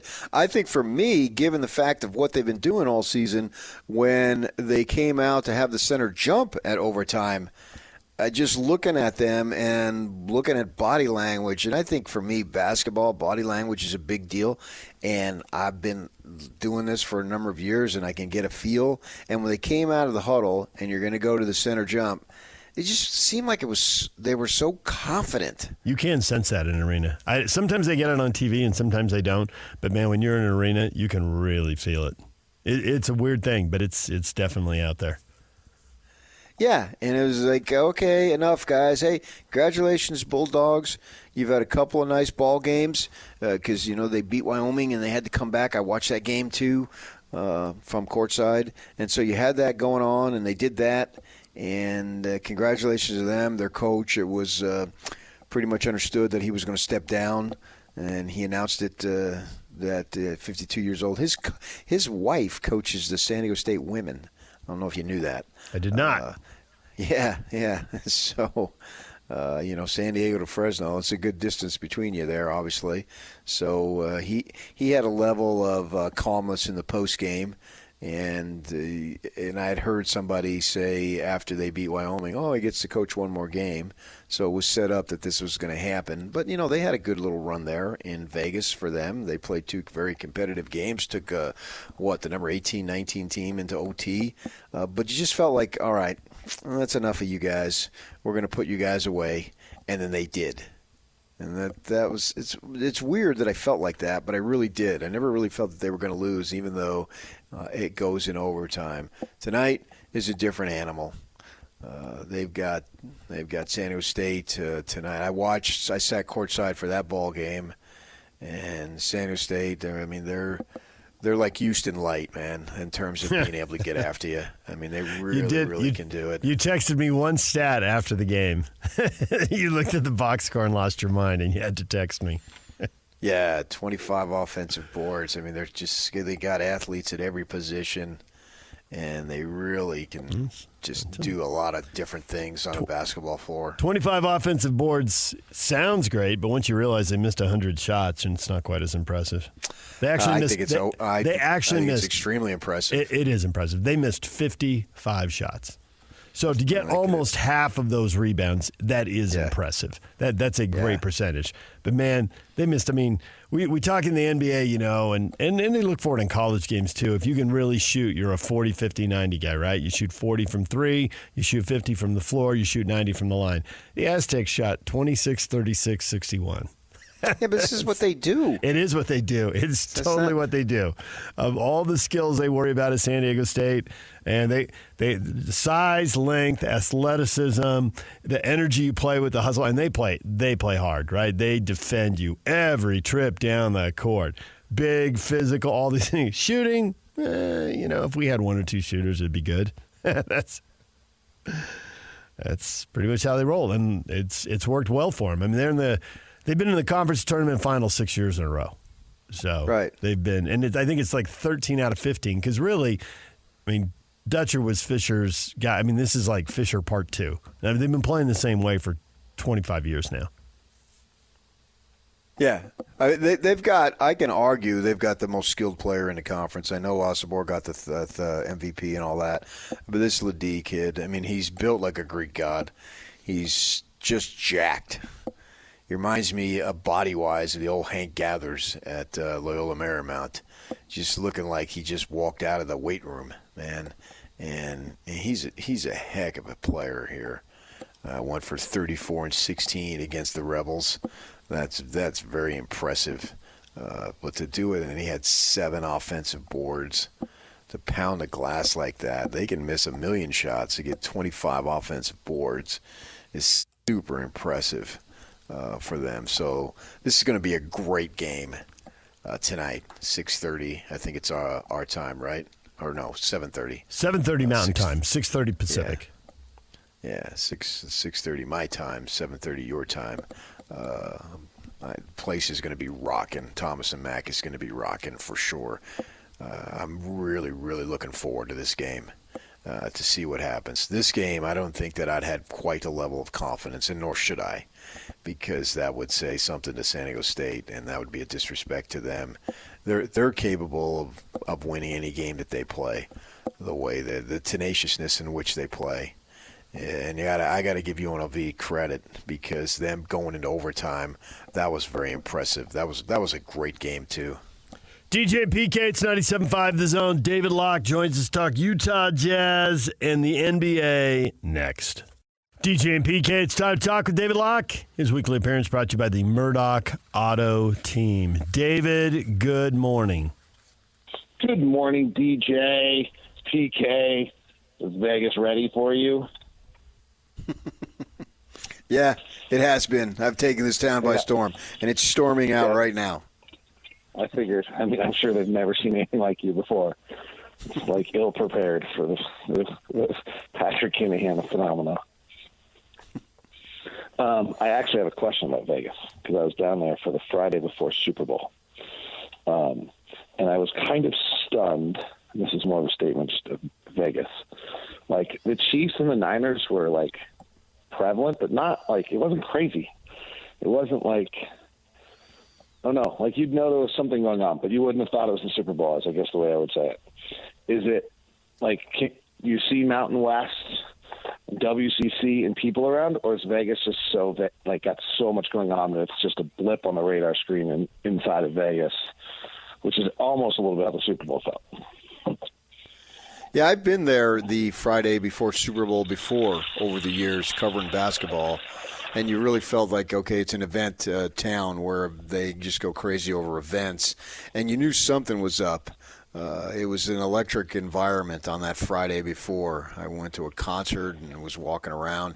Here, with the basketball going on all day, I don't really get into the Vegas flair the way you normally do if you're covering a football game, because you're not in the gym. I mean, I was in the gym on Thursday 10 hours. You know what I mean? Yeah. And so you're sort of isolated from that perspective, because there's games and you go watch the game that they're going to play. If they win, who wins this game, that type of thing. And then I'm bouncing back and forth between the Thomas and Mack and the T-Mobile. So you're in the car, and to go along that area, which is, over by Tropicana, which is 3 miles, and it'd take you 35 minutes. So I don't know if they're alive for the hoop the way I would normally do it in a football situation, because I spend so much time inside watching basketball in these situations. Yeah, it's interesting. And maybe, I had a feeling when I was down there for the Super Bowl that a regular Sunday Packers-Raiders game, obviously that's an extreme because of the Packers, would have been more obvious that was taking place than I think that's the case, yes. Yeah, I was talking to Ed Graney. So corporate, it felt like just right. people No question about that. Yeah, and Ed Graney writes a column for the Review Journal and also does a morning local radio. He was talking about, man, if you just write anything Raiders, this town goes berserk as far as that goes. I mean, if you look at his page clicks or whatever you want to call them for his Raider stuff. So yeah, I think that's the case on those given weekends that the Raiders are in town. Well, just wait until he gets to write about the Oakland A's. Woo! That'll really never mind. We'll see how that plays out. The A's will be the third pro team in there. The NBA is widely expected to expand to Vegas and Seattle. A, do you think that's true? And B, do you have a timeline? Who gets there first? Yeah, right. That's what I was going to say. I don't know who gets there first. No, the Vegas arena stuff is just not great. Like, I haven't followed this. Sorry, I probably got to be a little careful here because I don't know a lot. But the Vegas NBA arena, from what I understand, is supposed to be outside the Strip. And it is just not moving along very quickly. So, I mean, I know that people who are pro-Seattle expansion, one of their biggest kind of things is like, hey, let's go Vegas. Like, if we really need 2 people involved, then let's Vegas get your act together, because they're not as ready to go as Seattle is. Can say that in conversations with people in Vegas down here, that, and they obviously have got the Golden Knights, which is a big deal too, that they feel that Salt Lake is just about a guaranteed lock to get a franchise, and most likely an expansion franchise. For the NHL or for the NHL? NHL. And if I'm talking to people down here, that they feel like, they've already got hockey going on, right? And so talking to Graney and a couple other guys, that they feel like it's Salt Lake is going. It's just a question of when they award them. Most likely, not necessarily guaranteeing, we'll see about the Phoenix situation, but that it would be an expansion. But they feel like it's pretty much guaranteed that it will happen. It's interesting. It has begun to feel like me that the Phoenix situation, I mean, I don't know a lot here, but that the Phoenix situation was just getting so unbearable that was going to be the answer, not expansion. Yeah, I don't know the situation on that. But either way, it'd be a team. The feeling is that Ryan Smith would like his own team rather than somebody else's team, is what I've been told. Yeah. Whether it's true or not, I think. To what extent, not sure. Yeah, I'm sure. So that's a really interesting question. So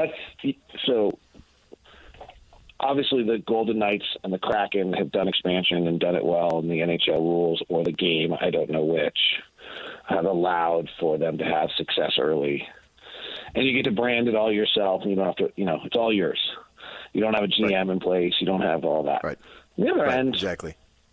Like, let's say the Phoenix Coyotes move to Salt Lake and they become the Utah Kinahans.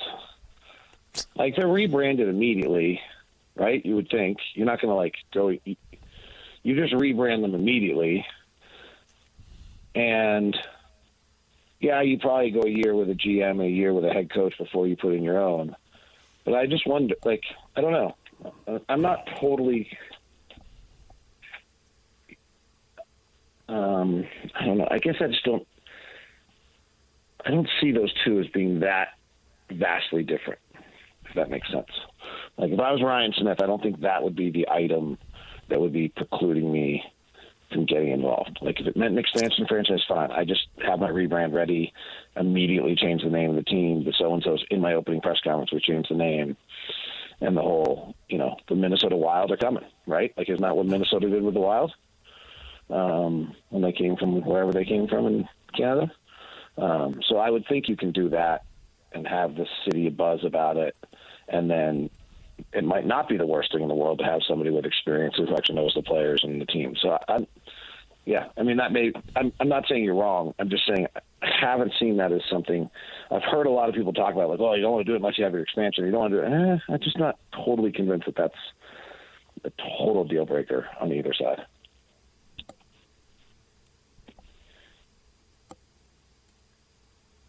Turning to the NBA, which is why we had you on, but the Vegas conversation was really good. I like that. Do you think he really means that, PK? Or is that kind of a sarcastic? No, I did. I'm fascinated by that, partly because we're going through the same thing here. And as they add those teams, I think Bryce Harper got it right when he said Vegas would be better with an expansion baseball team than the A's moving in. I think one thing is, do you move in with the same owner or do you move in with a new owner? And do you move in with a rebrand or do you move in with somebody else's nickname and history? I think fans prefer, although they'll roll with anything, they prefer their own thing. So anyways, I found that all interesting. I don't feel like I hate to say this one because this one just cuts to my heart, but I don't feel like Oklahoma City Thunder fans have been real hurt by the fact they have the Seattle Supersonics. Agreed. They were the Thunder from day one. Yeah, and they were so happy to get their first, they don't have an NFL team, they don't have a baseball team, so to get the NBA was such a big deal. I think you're right. And if you ask them who Jack Sickman is, they have no freaking idea. But I think when the Browns... That guy played for Milwaukee. Nice. I think when All right, if you ask them who Gus Williams is, they have no idea. Guy played for USC. How about Tom Chambers? All right, the guy... Freddie Downtown Brown. They don't deserve an NBA team if they don't know who Downtown Freddie Brown is. Right. Yeah. The enduring fascination with the Warriors and the Lakers, and if they're going to get on a run, this is all an enormous waste of time, isn't it? They're going to be 9-10. One of them's going to knock one of them out, and the other's going to be gone really quick. Even if they get in at 8, it looks like they've been playing Denver at 1. Can we just stop and move on? It was an awesome era, but, times change, and the power now resides in Denver. Let's talk about those guys. Agreed or disagree? Yeah, no, Denver's great. Like, we should be talking about Denver right now. I mean, Denver's performance against Boston, though I thought the Boston-Denver game was interpreted by national media as Denver's superior, when really my interpretation watching that game was, wow, both those teams are totally amazing, and those are the two best teams in the NBA by a mile, and Denver beat Boston by 4 at home. Okay, guess what? If Boston plays Denver at home, they're probably going to beat them by 4. Like, that was my reaction to that game, was just that those two teams were way better than everyone else. The next, then the Denver-Miami game the other night was just another great game, and Denver's just so good. I mean, they just have continuity. Their defensive rotations are on point. Nicola's the best player in the world. They're so good, and their pieces just fit so well, which I talked about this week on Locked On Jazz, of kind of what I actually think is the most difficult part of a rebrand of a rebuild, is Aaron Gordon and Kentavious Caldwell-Pope were like failure picks of a rebuild. They're completely perfect pieces of a championship team. And part of the problem you have when you're rebuilding a franchise is you don't have enough talent, because by definition you're rebuilding, and so then a bunch of your players get pressed beyond where they should be or where you want them to be, and they don't look very good, and you get frustrated with them, and they get frustrated with you, and they move on, and then they go to this next team, and they're perfect. Because Aaron Gordon's perfect on that team, and so is Kentavious Caldwell-Pope. Denver's great. The play-in situation in the West is crazy. I don't know what it's going to end up, but if I looked at it this morning correctly, you have Kevin Durant, Devin Booker, Bradley Beal, Luka Doncic, LeBron James, Anthony Davis, Steph Curry, and Draymond Green playing in playing games, right? A lot of star power. I mean, that is probably not ideal for TV ratings, but it's pretty incredible to where the West is. And I'm really high on Sacramento right now. Everybody else is in love with New Orleans. I'm high. I think Sacramento is the hidden giant right now in the Western Conference. Not that I think they're going to make it. I think they just could. I think they could. Like, I think today would be Sacramento, Minnesota. I would take Sacramento to win that series. That's kind of where I think they're better than people realize. They have the exact same pace as they were a year ago, and they've thrown up on themselves like a million times in easy games this year. They just haven't had the focus, and yet their record's the same. So I'm pro them. I think it's a Denver-Boston story right now. If we don't have Denver-Boston, I'll be flabbergasted. What was the purpose behind the Jazz signing these few guys that they've signed here at the end? Darius Bazley and Kenny Lofton Jr. Yeah. I think just to see them. I mean, it's 3 years non-guaranteed, so it's minimal risk. Right. I think it's to see them up close. Both of them have enough of a track record that you think to yourself like that they could be rotation players in the NBA, or maybe even what I thought was so impressive about Boston the other night was like these guys they were shorthanded, right? We played them with 3 of their 5 starters. And the guys that were just bringing off the bench who we're never going to see in the playoffs, but fit so well, and we're such like Brissett, such just a nice player. Frankly, Peyton Pritchard's probably not a playoff rotation player. He's really good, but he's probably not. Like some of those guys I just thought were, maybe you're trying to find that kind of depth, 10 through 11 through 15 down the road, and maybe these guys can do it. Bazley's interesting because he had a lot of run on a really bad team and put up some decent numbers, and then he got injured, and then he's been on better teams, and so he hasn't really gotten time. And he's got one of those NBA bodies that's hard to find. And he was also, Bazley's interesting in that if you kind of want to talk about draft prospects that make it, one of the ways to look at it is if you played in the Nike Hoop Summit or if you played in the McDonald's All-American game, your long-term NBA chances are super high. And he's one of those. That's the level of player he was. He just didn't go to college. He went straight. I think he was the first guy to go straight to the G League. So he's, with that pedigree of kind of talent, I think he was the 23rd pick of the draft. He's 6'9". I think you definitely just poke around on that and see. I don't know anything about him. Was he immature at some point? Did he grow? Has he changed something about him? Like, was there I don't know this at all, but was there a negative reason that he kind of started bouncing around? I don't think so. But I mean, this guy was, as big a recruit as you can have in college basketball. So I think when he was 18, if he was top 5, top 6 player in the country, it's worth finding out after an injury, getting a chance to kind of get his legs back underneath him if he's ready to go. Lofton's interesting in that he was the G League Player of the Year one year, so he's kind of shown it. He's also he's just a super unique body, super unique hand skills. He's you've begun to hear Will talk about this a little bit, that we judge everybody on their feet and their jumping in a hand sport. This kid's a hand sport kid. Like, he's got great hands.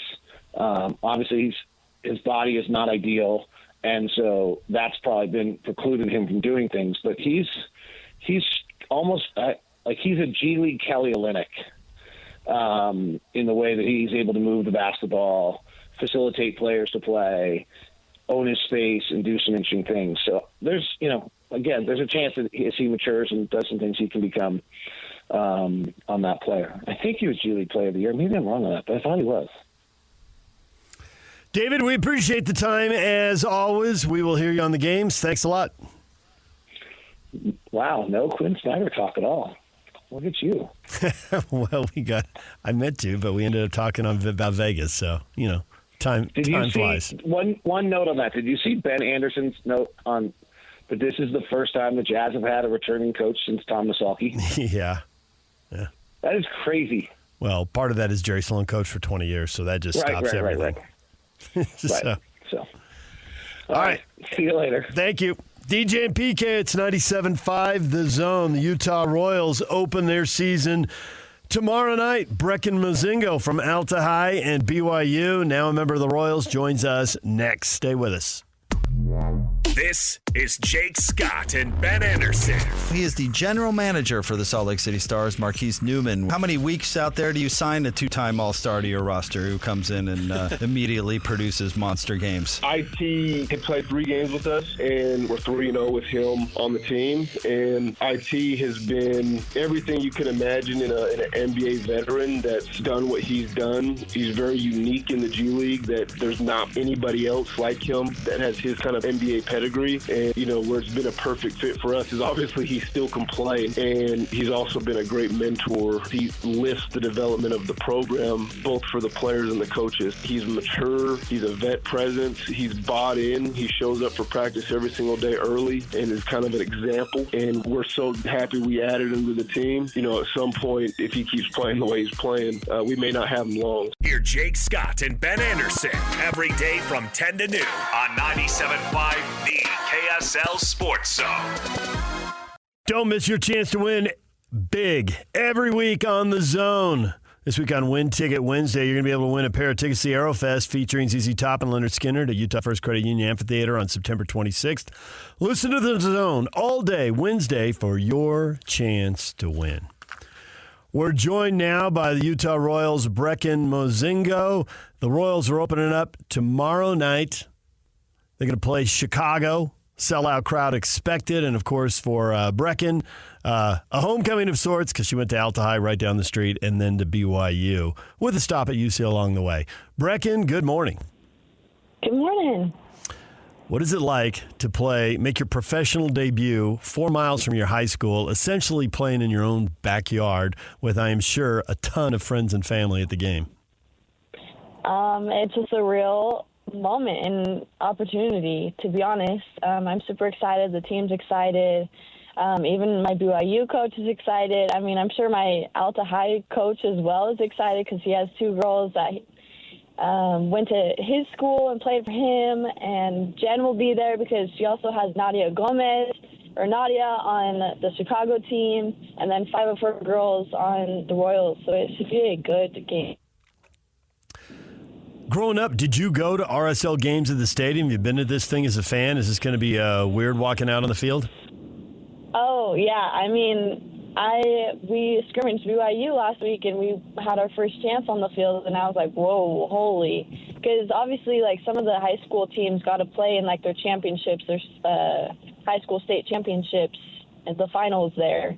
And that was really cool to, like, go and sometimes watch them, but I never got the chance to. And then playing that first, like, kind of scrimmage on there was like, whoa, hold on, this is really cool. You didn't go to BYU initially, if I'm right. Did you go to UCLA? Is that right? I did for freshman season. So why did you go away, and why did you come back? I went away just because I wanted to experience, like, out-of-state soccer and life in general. I wanted to see what it was like, and ended up not being for me. I missed home and wanted to be back in Utah. I missed the mountains. And, yeah, ended up back here in Utah. When you played for Jennifer Rockwood for a long time, I mean, she's been the coach there since the inception of the program, and she wants to play a certain way and all that. How different is it after years of hearing her to go out and hear another coach's voice and maybe get told, hey, we're going to play a different way here? It's honestly been kind of hard the past couple months just because, we aren't like a team that's already been here. We're an expansion team, so that means everyone is new to it. There is no set principles, set standards, set anything. And so when we came in, obviously it was a project, and it still is, and we're still working on it to become the best versions of ourselves. But it definitely is different. It's a new formation, new roles, new different, like, presses. All of that stuff is new, and it is definitely a lot, and there is a learning curve to it, but I'm excited for it because that just means I get to develop more as a player. Part of this building something from the ground up as an expansion team, I asked one of the players, well, what do you, how does the bonding work? What do you do? And they laughed and they said, well, it started with a trip to Cancun. So that was a good, you got a trip to Cancun out of this, right, from the get-go? Yes, we did. I think it was week 2. So how long did they send you down there? And how much of it was soccer and how much of it was really hanging out and getting to know each other? We would train once a day, but I think we had one off day, and we were there for a week. But yeah, I mean, obviously, I was mainly there for soccer. I mainly focused on soccer because I was like, hey, this is where I wanted to be. This was like all of the work that I put into my college career. This is all because I wanted to be here right where I am now. And so I was kind of more focused, but we definitely had a lot of time to go check out the beach, but we didn't go and explore a lot of Cancun. But we literally kind of just stayed stationed in our hotel and where the beach connected to the hotel. You mentioned this is where you wanted to be. Utah had the first and fourth picks, and they used the first pick on somebody else. We'll get to that in a second. And then the fourth pick on you. Did you know they were going to pick you? Were you sweating it out? What were you thinking as this all happened? I honestly had no idea because I know that the draft it's unexpected. You have no control over what happens. I mean, there were surprising things that happened that we were even as BYU girls, whoa, why did that happen, or well, how did that happen, type of thing. But I knew that the first few teams, or I don't know who was after Utah, or I think it was Washington Spirit. So, and there was Bay SC on there as well. So I knew that they were both pretty interested as well, just because we communicated beforehand, and yeah. So I didn't know. I really didn't know if I was going to go first in the first draft, first round, second round. I didn't know, so I kind of just sat there and I was like, Mom and Dad, it could happen whenever. So yeah. So Allie Sentner went with the first pick. She went to North Carolina. You go with the fourth pick. And as you point out, there's 5 former Cougars on the roster. Does anybody talk about that 4-3 game in the NCAA tournament? Because that was one of the more outrageous things I've ever seen. Or is that a little bit of a sore point and you just don't bring that up with Allie? We've brought it up a couple times. I mean, I think we're both fine with the result. I mean, obviously I am, but she scored a couple goals. I can't remember if it was 1 or 2, but one of them actually skipped off of me and went into the goal. It redirected off me. So I'll bring that up, and she killed it in that game, but also BYU had an amazing comeback. So there is no real beef because she did perform. I thought she performed really well. So yeah. Do you know anything about Chicago, or is all the preparation at this point just about making sure that day one, game one for the expansion team goes as well, and you're all focused on yourselves? I would say we're more focused on ourselves. I mean, obviously we're going to have scout, and we're going to do the best that we can because they're also basically a brand new team as well. So we're going to do our best with the scout, but in reality, it's focused on us, do what we know how to do, and go out and kill it. I know that head coach Amy Rodriguez wants to keep everything super secret, the formation, the tactics, the lineup, because this is one chance to absolutely just – Chicago doesn't know anything going into the game, right? With an expansion, they'll just be guessing. So I'm not asking you to give anything up. But the one thing I did hear is Amy has stories about people giving away lineups back when she played. So do you guys even know – you don't have to tell me who the starting 11 is, but do you even know at this point? Has she even told you? I kind of know. I feel like some of us kind of know already who the starting lineup is. I mean, it's said that we don't know until game day, and it's evaluated off our performance, but I feel like we all kind of already know, what's going on. So, yeah. You ever play in front of 20,000 people before? I don't know if I have. The College Cup, I don't know how many people were there. I know there was a lot at Stanford, and also Santa Clarita 2 years ago when BYU played them in the semis. There was a ton of people there. But I don't know about 20,000. All right, well, it ought to be a pretty wild environment Saturday night. Good luck in that game, and I want to ask you anything else about the tactics or anything so you don't get in trouble. Well, awesome. Well, thank you so much. All right, thanks, Brecken. Yep, thank you for having me. Brecken Mozingo, former Alta High star, former BYU Cougar, one of the 5 Cougars playing for the Utah Royals. And they will open the season at home tomorrow night against Chicago, 5:30. I think it's on Ion TV. You can find that with your local cable or satellite guide. And you'll hear the game right here on The Zone. All right, DJ and PK, it's 97.5 The Zone. Coming up, more college basketball. PK in Las Vegas, and this is now Vegas down to one team, I guess, right? Utah State, this is it. More on the Aggies and on the conference tournaments next, right here on The Zone. Accessing. This is Hans Olsen and Scotty G. Tight end coach Freddie Whittingham for the University of Utah, just having Cam Rising out on the field. What does that do for a team and your mentality, knowing that the gunslinger's back? It means a lot. It raises the confidence level across the board among the players. He has a great command of the offense. He's been the starter, for so long and really knows this offense. And it's not an easy offense for a quarterback to come into and learn, right away. And so just having Cam back there as a presence that can see what's going on with the defense, make the correct checks, and just have everything run smoothly. And also, just making the throws and making explosive plays and stuff. It is definitely exciting to have that guy back. Catch Hans and Scotty weekdays from noon to 3 on 97.5, the KSL Sports Zone. Catch Breaking Benjamin and Stain on their 2024 tour as they make a stop at the Utah First Credit Union Amphitheater on October 5th. Get your tickets at livenation.com starting today, or listen to The Zone all day on Thursday, March 21st for your chance to win. Sniggy. Yeah, I got some tickets to give away. What's up? Yeah, man, give them away. All right, yeah, give it away. Caller 12 right now, 801-575-ZONE wins a pair of tickets to watch the Pac-12 Women's Gymnastics Championships at the Maverick Center Saturday, March 23rd. Caller 12 right now, 801-575-ZONE. Yak will hook you up with your tickets, 801-575-ZONE. What up, PK? What was so outrageous that 4-3 game was one of the more outrageous things you've ever seen in the history of your illustrious and long, hopefully still long to come life?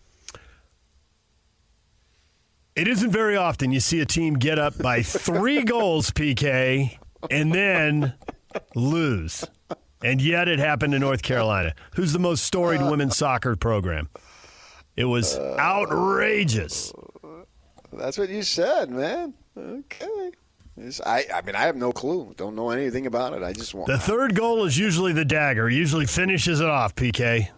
But that was and they didn't even come back. Well, it was a tournament, so they couldn't. You're going to break it down now. Well, you keep asking. I had something else I wanted to ask you, but I just one question. Okay. It wasn't keep asking. It just was one simple question. Over here, while we were talking about that, the rivalry raged on. Question of the morning for BYU. Isn't it better they couldn't hit the broadside of a barn now rather than next week? Couldn't shoot at a lick while getting knocked out of the Big 12 tournament in the quarterfinals by Texas Tech. Cheese Fries, who has a Pac-12 avatar up there. BYU has been read some stuff from Cheese Fries, haven't you? Yeah. Cheese Fries is a hardcore listener. BYU has been exposed, and the blueprint on how to beat the Cougs has been revealed by Texas Tech. If BYU gets into the NCAA tournament, look for them to lose in the first round. To which Appleman at Utah Brad, LOL. How's that Utah v. Colorado game going for you? Kind of like how Texas Tech went from BYU. Man, the rivalry never stops. It never sleeps.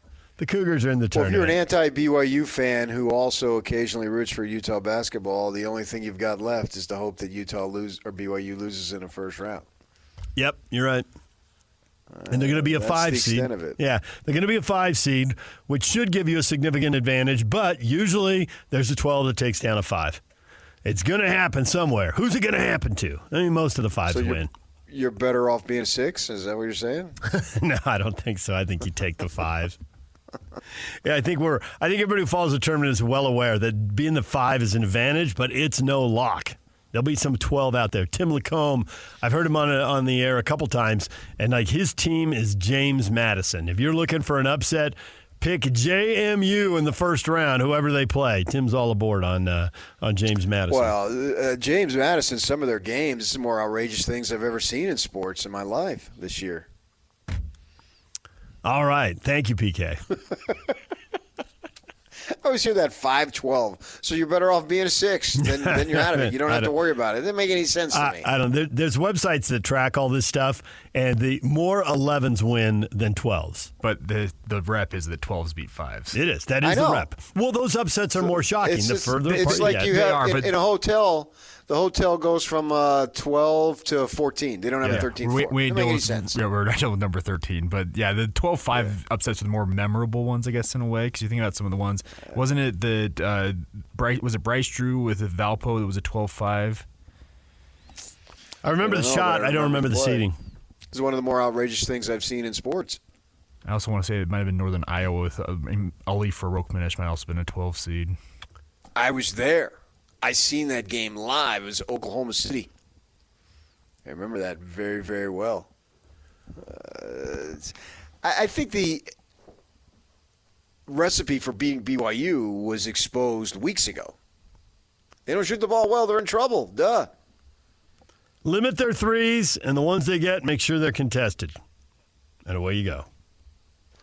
Man, if they don't go in, I mean, you listen to national commentators. They've been saying it for weeks. If they're making their shots, they're hard to beat because they got a bunch of guys who can make them because they don't really have a super outstanding player that they rely on. It truly is a team effort, which is unique in that way. You know, the last time they had the run, it was Jimmer and his boys. And I assume back then it was Ainge and his guys, right? Well, this team doesn't really have that look-at-him type of player, so they need a bunch of dudes to be able to do it. And they weren't doing it yesterday morning, so they got beat. What does that mean? They're vulnerable. Of course they're vulnerable. At the same time, if they can get going, that they can go. But the thing about it is it's going to require them to advance where obviously they would want to. It's going to require them to have consecutive great shooting games. Are they capable of doing that? It would be hard to believe that they could do that. You're going to have to find ways to grind out, and I don't know that that's their bread and butter in terms of winning. Maybe they can get hot for a couple of games.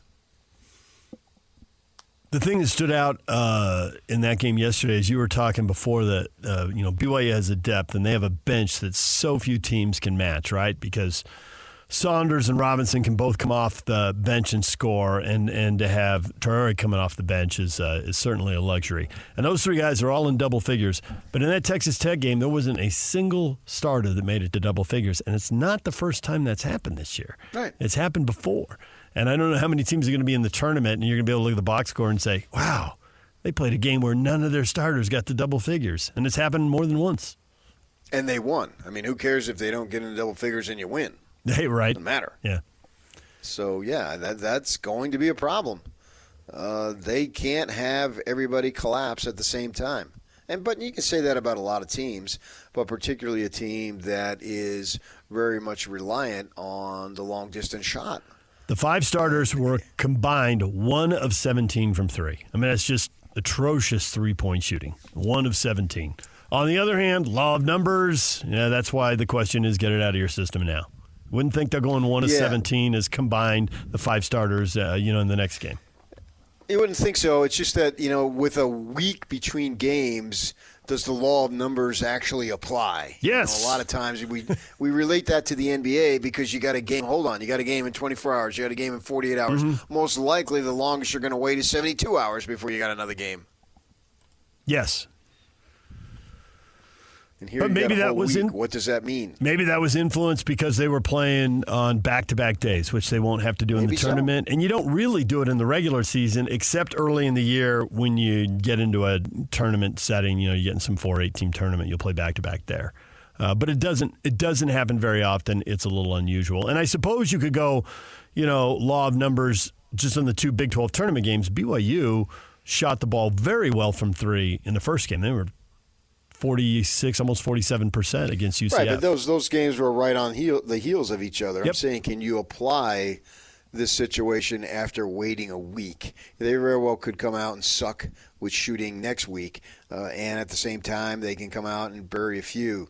The thing about them, they just, if they start missing, you just feel the tension rise. Mm-hmm. So find a way to hit some earlier shots and at least have some flow and see where that takes you. That hasn't always been a guarantee to a W, but it's almost always been, that's trouble.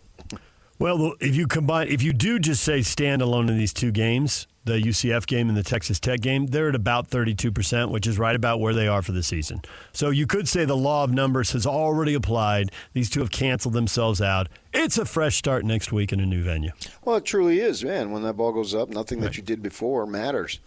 And we don't even know who they're going to play, but they're going to have to shoot fairly well to win.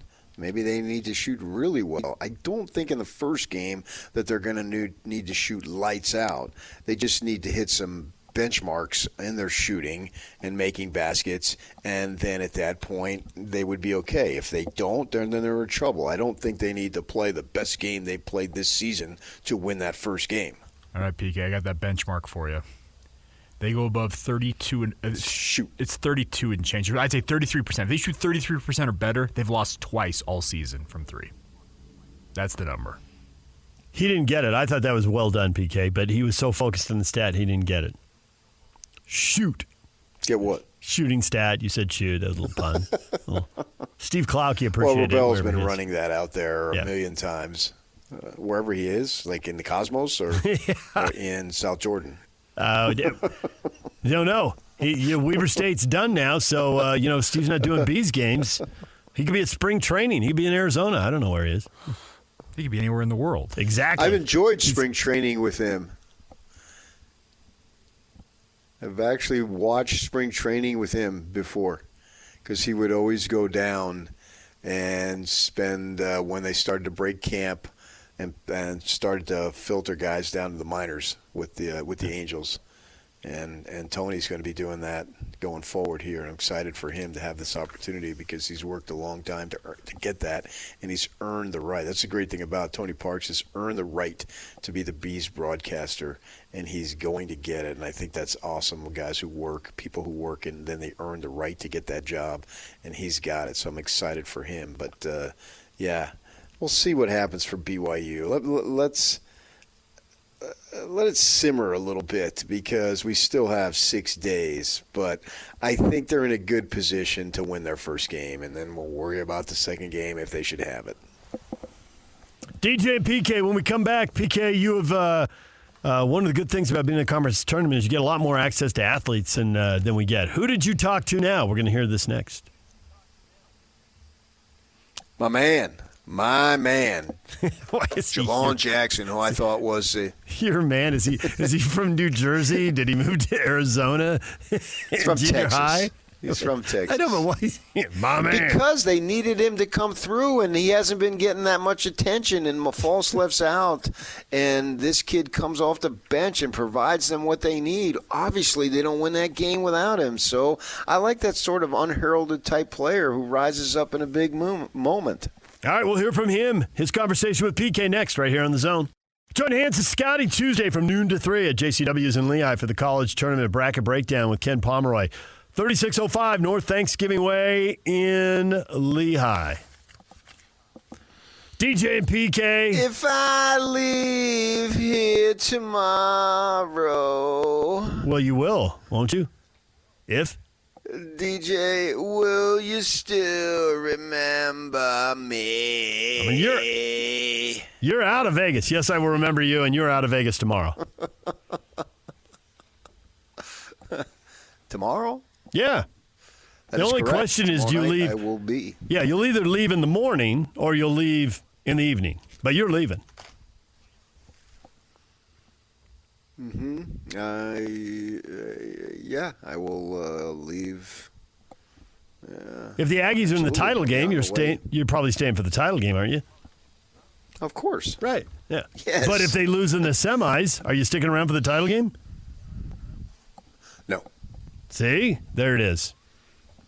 Well, I got a long drive ahead of me. Right? So, no, I will. But we'll have to see about the weather, too, man. The weather it's pretty crappy out here today, right now. I mean, it is raining and dark. And well, in southern Utah's got all kinds of winter driving cloudy conditions, apparently. Yeah, I don't think you want to be driving across That's what I'm southern saying. Utah. That's only part of that. That's what I'm talking about. So Maybe I you can have get to check about the weather. Maybe you can get to St. George and hit pause there and wait for the weather to clear. Well, I've been known to spend a night or two in Beaver. Once upon a time, it's a legendary story. How is the Beaver Temple these days? People have never heard this story before. What? The Beaver Temple? Did Yak just lose his mind? No, I did not. I mean, for the longtime listeners, this is a classic story, and they're reveling in the good old days. We always have first-timers, though. Creighton talking on the phone, driving the steering wheel with his knee while the speedometer spins around. You're like, let me out, man. Drop me off in Beaver. Yeah, it's 10 o'clock at night, man, and once we got past St. George, the snow started coming out. And I said, I am not doing this. This is not how I plan on going out, man. And that first Beaver exit, if you're coming from the south, has a hotel right there on the left. And I said, pull over. You can continue, and I'll figure out how to get. This is Saturday night, and we left around 3, 4 o'clock in the afternoon, and it was starting to storm in Vegas, but it was still sunny. But once we got into Utah, man, it was just nasty when we got past St. George, and I am not going, and I'll figure out a way to get home tomorrow. And the hotel, she says, there is nothing available, no rooms in town, but head out on the main drag. And I'd never actually been into the heart of downtown Beaver, but she says, go down there, you'll see a big church on your right, and they're housing people. And it was really something. I mean, it's a huge old building. You know, you could tell when you're in an old building. Yep. And downstairs it had a ton of little classrooms, and they gave us a sleeping bag and said put a little sign on the door that says this room is occupied. And we did, and slept on the floor in the sleeping bag that night. And they got up the next morning, and they had a feast. And a guy who was in Wranglers and a cowboy hat at night, and Sunday morning he was all dressed up in a suit. And there was tons of people there. And we had the equipment, the cameras and all. So I did some interviews, and they ran it that night on the Sunday night 5 o'clock news. And then you came on the next morning and said you spent the night at the Beaver Temple. I did. I knew you did. That's what I thought I was in. What do I know? You know. Stop. I'm praying for the day. Praying. I see what you did there. No, I'm praying for the day that Russell M. Nelson or one of the presidents of the church gets up and officially announces that Beaver, Utah is getting a temple. That's for you, PK. And we're going to have a brand new joke to run with. What do I know? I didn't grow up in the faith. That's a fact. Well done. Well done. Well played, PK. On the final day. So all things will be revealed. That's what I thought it was, and away we went. All right, you're in Vegas. I don't want to have that happen again. You do have a ton of jokes and conversations and a ton of fun. And then every once in a while, there's an opportunity to do some real hardcore, old-school work. So you got to talk to the one of the surprising stars. I mean, Osobor had a great game. There's nothing surprising about great Osobor having a great game. He's carried him all year long. But there was a surprise guy who had a big role. Set it up for the listeners. On his 22nd birthday, no less, he's got a bushy hairdo. And he sort of has an unassuming way, man. But he came in and just made some huge shots. And so I talked to him after the game. So it's your 22nd birthday today? Yes, sir, it is. When you woke up, what were you thinking? Shoot, another year around the globe. I'm just happy to wake up today and be 22. You think that you talked about you knew Falslev was going to be out, and when you found out, did you get a little bit of thought? Okay, I really have to step it up.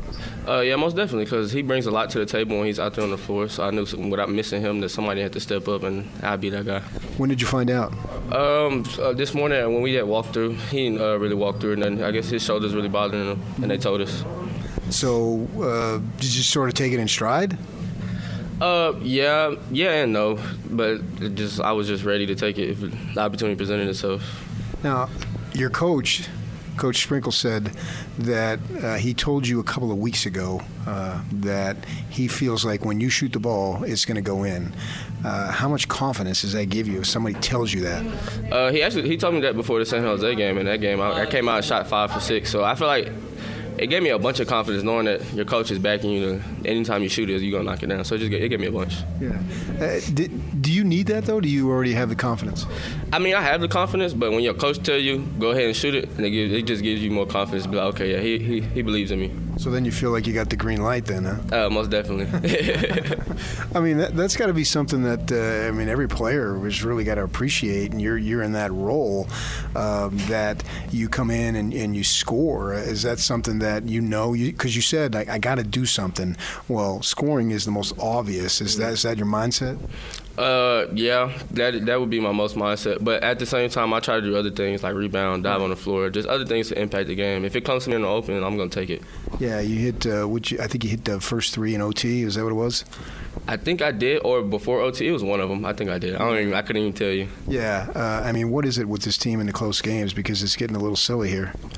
I think sometimes we just start out slow and we just put ourselves in bad predicaments, and then we have to climb ourselves out and then just go win a tough game. But there's been so many of them. It's got to be now when it's another close game. I would think that, okay, you have a heightened awareness of the situation, but it's not really phasing you in terms of that you're not going to win. Yeah, but see, they came out making shots and stuff too. So some stuff they're getting stuff in games that we can't deal with. But we try to just do our best and come out there and win. What do your teammates say to you as far as being able to have an impact when you're coming off the bench? Just come out there and be yourself. Come out and be ready to hoop and make shots and just be a leader on the floor. And then too, now with the great season, being ranked and all that stuff, you guys have been in the spotlight for a number of weeks, and so teams are pointing. It was clear, New Mexico the other night, they were so jacked to play you guys. And is it something that you're aware that you're most likely, certainly in this conference tournament, you're going to get everybody's best shot? Most definitely. We always talk about that in the locker room, how we just have a bullseye on our back when we put that jersey on. So yeah, we're well aware. Well, some guys I think that they would like in that situation to have that jersey or have that bullseye on a jersey, as you say. Oh, most definitely. We love the situation that we're in and the journey that we're going on right now. What are you going to do with your birthday? My family's in town. They're here for the tournament, so I'll probably go eat with them and then come back and do something with the team. Does the team give you any free time? Yeah, we'll have a little free time right after this, and then we'll have like team dinner and stuff like that. Mm-hmm. Do you have any idea of what you're going to get as a gift? Probably mostly just money. I'm at that age where cash, baby, cash, straight cash. Yeah, just all I want is cash. How excited are you as a team now to know that you got at least one more ball game here, but yet you still have the big prize next week? Yeah, most definitely. We're well excited to come out here and win. That's our whole plan, to come out here and win, and then whatever happens next week happens next week. Do you feel with the great ranking and the great regular season, you feel any pressure at all?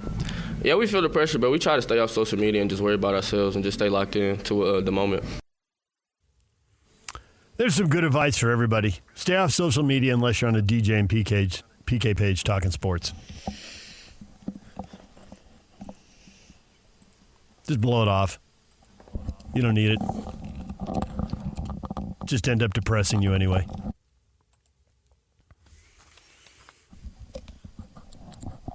Well, now we'll see if Jackson can back it up. He came off in just an enormous game, or maybe somebody else will step up.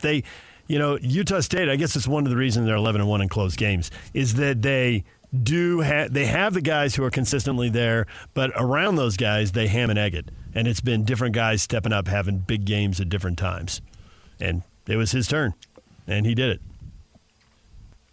Yeah, he was super clutch. And when he had that first three, which was on the very first possession of OT, he's like, okay, they got this. Mm-hmm. And that was, to me, in my mind, that was the shot of the game. And you're right. Osobor, you can pound it down low. He's a moose. He delivers night after night after night. San Diego State's got some mooses themselves, so this is gonna need a team effort.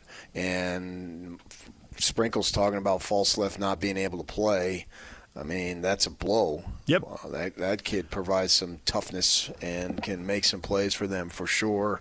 But they're going to need a collective, and it'd be interesting to see if they can do this, man. If they can do this, this would be a huge win.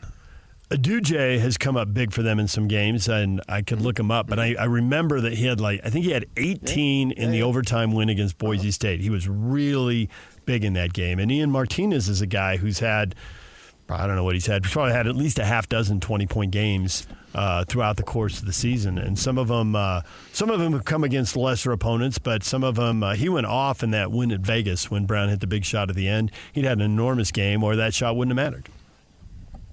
Well, he really struggled. He got in early foul trouble yesterday, and I think he was like 1 of 12, and just couldn't have gotten anything going for himself. So law of numbers might provide an opportunity for him, but you're right. Those are the types of players, those secondary players who are going to play. They're going to have to produce, because you just can't have Osobor and Brown against a team like San Diego State.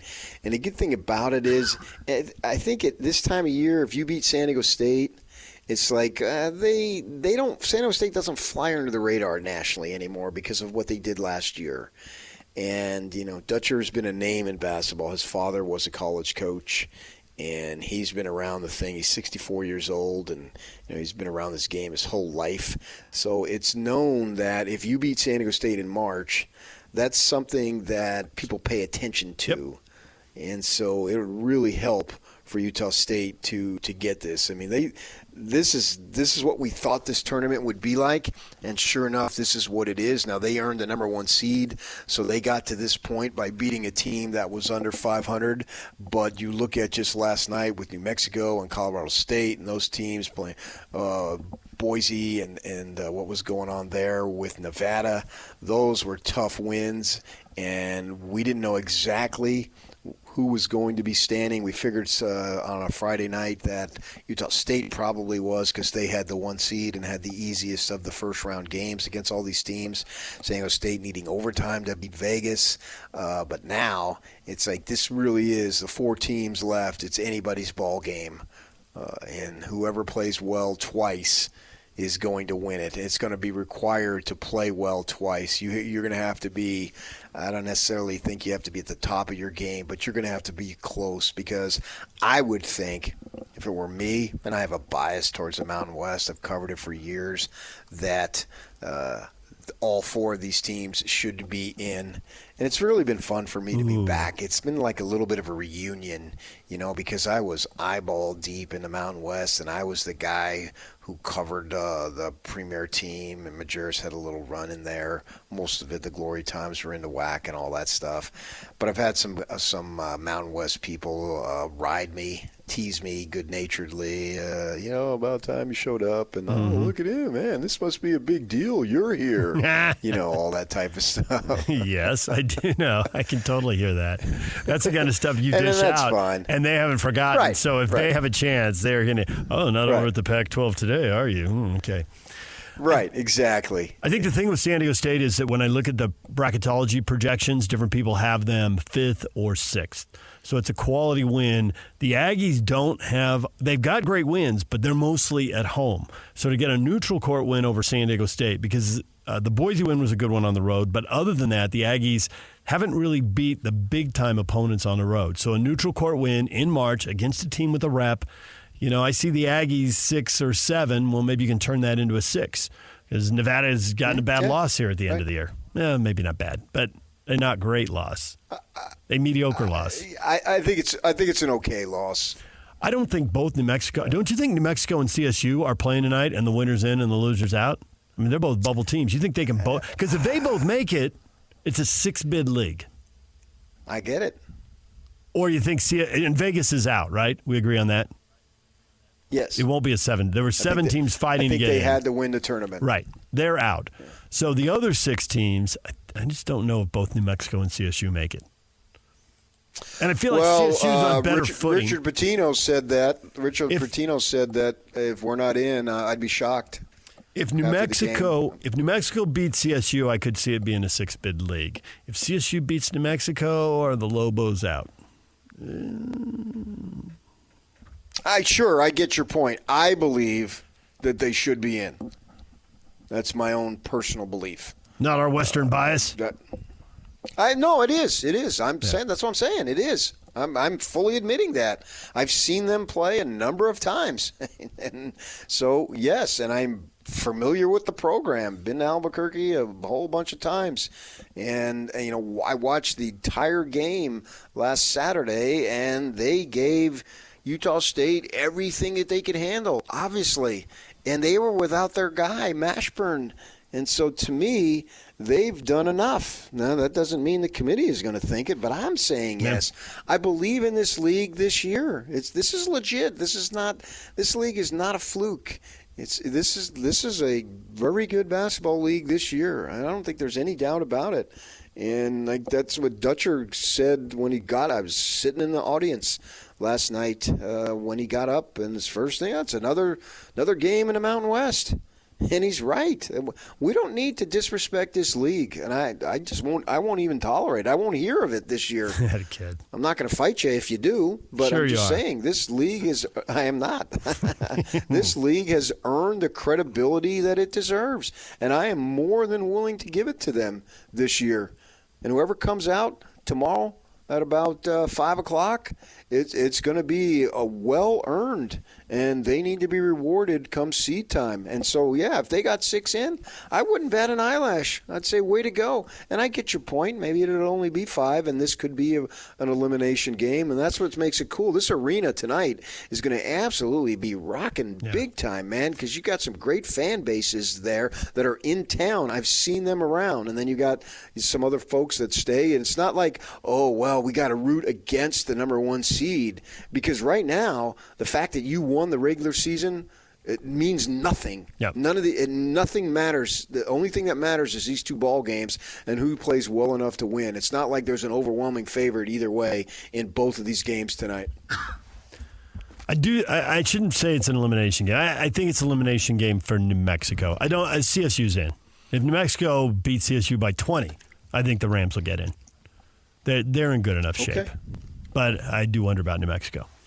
All right, DJ and PK, it's 97.5, The Zone. Everything you missed in this show will get you up to speed next. Ladies and gentlemen, may I present... This is JJ and Alex. Joining us right now, Eamon Brennan here with us. Buzzer by Eamon Brennan's where you can find his byline. Yeah, I think BYU is a great demonstration of the power of teams that play really, really well early in the year tend to be really, really good. Started off with a win over San Diego State, which is obviously a very good team. Every other team they beat, small, large, medium, they absolutely destroyed. They very quickly went from 36 in Ken Palm's preseason ranking to top 10. And there were a lot of people thinking that that was a mirage, that they were just beating up on bad teams. Basically been about as good as they were early in the year. I mean, they've taken more losses. They play in the best conference in college basketball. All season they've been very steady, very solid, and have lived up to what I thought in the preseason was signs of a really promising team. Catch JJ and Alex afternoons from 3 to 6. Presented by G2G Bars on 97.5, the KSL Sports Zone. 9 a.m. Slacker Radio headlines brought to you by Tim Dahle Mazda Southtown. Find your new Mazda at the south end of the valley at Tim Dahle Mazda Southtown. That's Tim Dahle Mazda Southtown in Sandy. The headline this morning, PK, after a season of well above average, good college basketball, wait a day, bad college basketball. 3 teams in conference tournaments, 3 teams playing poorly. In overtime, Utah State gets off the hook because they were playing a 20-loss team. Utah and BYU not so fortunate. They were playing good teams. They got beat, and they got beat pretty decisively by Texas Tech and Colorado. No doubters there. And thank goodness it was only Fresno State for Utah State, because if they play like that against the Aztecs, they'll be in trouble. My guess is rising tide lifts all boats, that kind of stuff. They'll rise up to meet the challenge of San Diego State. Whether they win or lose, no idea, but they'll play better. Nope. You think they're getting drilled by 20. They did lose to San Diego State by I can look it up. I think it was 15 down in San Diego. Yeah. That was they did. That was a pretty sound beating. And then it was like a 5-point game, another one of the close ones that the Aggies always seem to win. They're 11-1 in games that have been decided by 5 points or less or gone to overtime. And it's weird. They've won 11 straight. It's like they needed, as a brand new team with a brand new coach, they needed to figure it out against Bradley, and they didn't, and they lost in overtime. And since then, if it's close, they find a way to win 11 times in a row. Yeah, it's just San Diego State can really smother you. They could eat you alive. They're that type of pressurized team. And sitting courtside, it's funny. This is they hit a big 3, and the momentum was in their favor. And Scotty, I'm sitting next to Scotty, and he looks to me. He says something. This is really, at this point, this is really when they just kill you. And Vegas came down, and it seemed like San Jose State had 9 guys out on the floor defensively. And they just pressure the ball, and 3 guys are on top of one, and they get the turnover and goes in for a big dunk and timeout Vegas. Now Vegas ended up coming back and hit the shot to force the OT. But they're capable of really just steamrolling you. You got to be careful with the ball, and you got to be sharp with your passes and everything, and making sure everyone is aware and don't get caught. At the same time, because San Diego State isn't necessarily a good shooting team, you could be in a game because they could smother you at one end and not cash in on the other. We'll see how that plays out. But Utah State, this is what it's about, man. This is a great test. This is like the best test you could have to set you up for next week, because they'll defend you until they got nothing left, and how you handle that. So this is something that it's not a big deal if they lose, but I think it's a great test to be able to prepare you for what you could face in terms of pressure next week. And I'm really excited for this game. These are 2 really good teams. For BYU, just lick your wounds, regroup. You shot the ball great, you won. You shot the ball poorly, you lost. The 2 averaged out to pretty much what they've done all season long. Right. I assume they got home last night because it was a day game. Just relax, go get some treatment, get some shots up, maybe do a little, conditioning type of thing. And today and tomorrow, find out who you play on Sunday, and then go to work. And you'll take off on Tuesday. Maybe it's just a bus ride. Maybe it's a plane flight. We've seen Salt Lake. We've even seen Pittsburgh. Who the heck wants to go to Pittsburgh? I've been to Pittsburgh many times. Nothing against Pittsburgh, but that's a long way to go.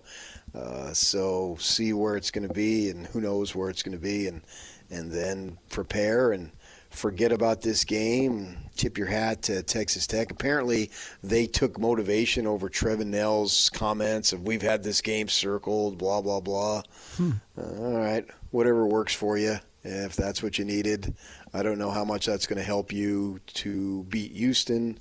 Go look at what Houston did to TCU yesterday, and TCU's shooting percentages were so pathetically low, but that's what Houston does. That's what they've been doing all season.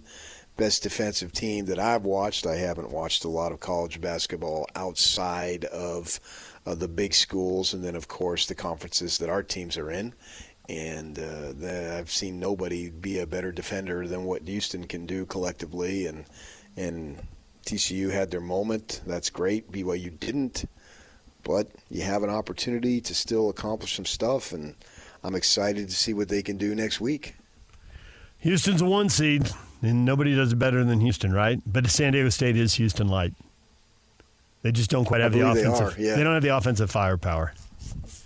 Right. You see a lot of similarities in the way they just guard you and defend and are just so physical and just really something. It's football in a basketball uniform to an extent, for sure. Somebody tell Whittingham if he's not doing anything, watch that game tonight, San Diego State and New Mexico or Utah State, because he's going to love it because they really are big time. They play the way he coaches football. He can find a safety somewhere on the football. He can find a safety somewhere on the floor, maybe an outside linebacker. Oh yeah, I mean they got some jacked guys, man. They are. They're all weight room, that's for really sure. Do. Yeah, you don't want to go in and compare yourself to those guys. Right, and they're tough-minded too. They really are. Just listening to them talk, the way they speak about, and they know who they are. They are not a bunch of pretty boys out there in the least. They are all tough, every single one of them, man. And they're coached by a 64-year-old who's been grinding in this business for a long time. And boy, I can't say enough about what they do. And they've been doing it for a good while.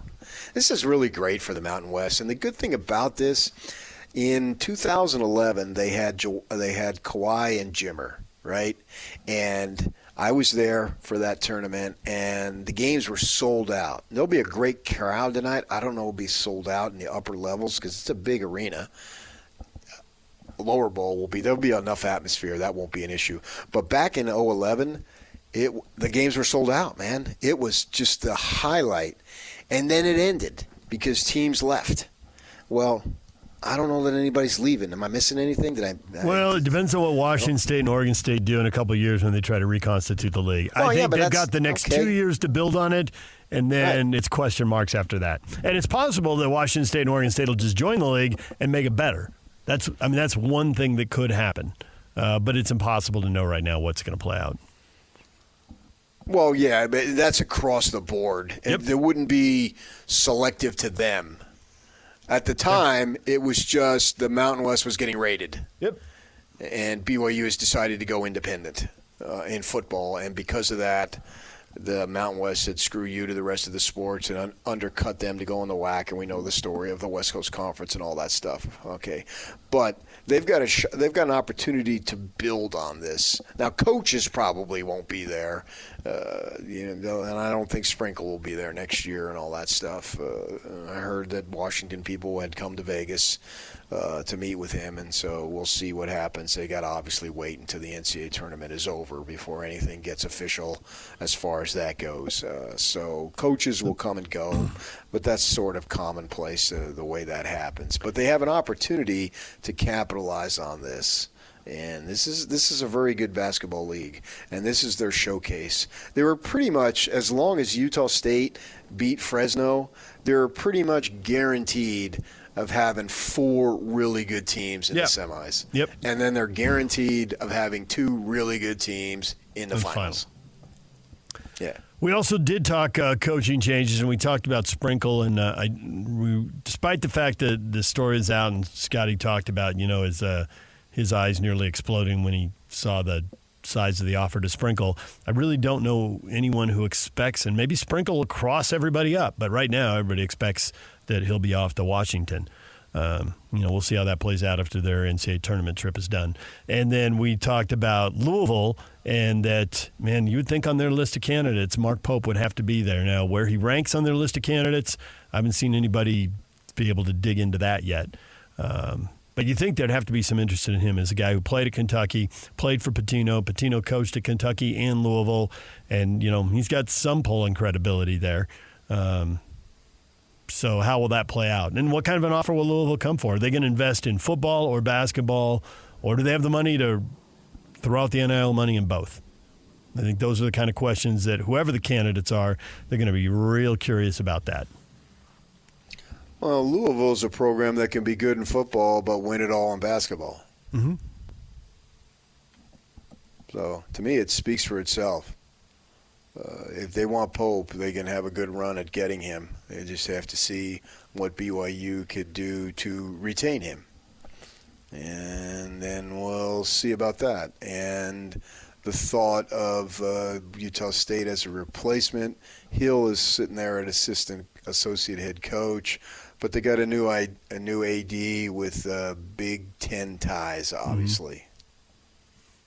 So how will that play out? Yeah, so somebody over there who's a rising guy that she may look to bring in. People tend to bring in people they're familiar with, Yep. and so that's where her roots are. What does that mean? I don't know the names, but I would think that she might look in that direction.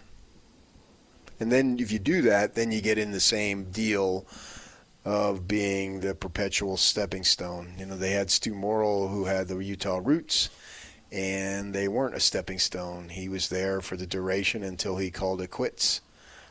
So is that something you need to be concerned about? It's always an interesting thing. Or do you go? Because even if they got the situation with Sprinkle, rising guy over there at Montana State, and that was Bovee was heavily involved in hiring him. And if he's a one-and-doneer, was it worth it? Well, if they're sitting there in the second week of March or second weekend of the tournament and playing basketball, then yeah, it was the worth answer's it. yes. If they're in the Sweet 16, honestly, winning the league outright, it feels like it was already worth it. How many times have they won the Mountain West Conference outright? That's what you're trying to do. 0. Well, one. This is their first one. Right. So, and they did it in the best year since the teams left. The competition, it wasn't timing, man. The competition was real, and they did it. Mm-hmm. Right. DJ and PK, Jazz tonight against the Hawks. Quinn Snyder's back in town. Jazz and the Wolves tomorrow. Rudy Gobert is back in town, but the Jazz limping towards the finish line. 17 games to go. When we come back Monday morning, there'll only be 15 games to go, PK. We'll almost be Thank there. goodness. Yeah, right. Count them down. Count them down.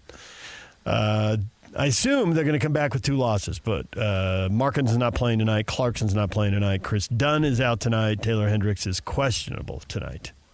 Doesn't sound like a recipe for a win, but... Former Jazzman Rudy Gobert's got a contusion on his ribs, and it's TBD if he plays. Oh, he's TBD, huh? They did x-rays. Well, he hasn't been playing. Yeah, but no broken ribs, but it's a contusion. They're going to be very careful with him, apparently. They're in a race for the top spot in the West. If they care. The NBA sent some goons after Gobert after he did that rubbing the fingers mark. It's Nice. just too coincidental. DJ PK, it's 97.5 The Zone. Your feedback's coming up next.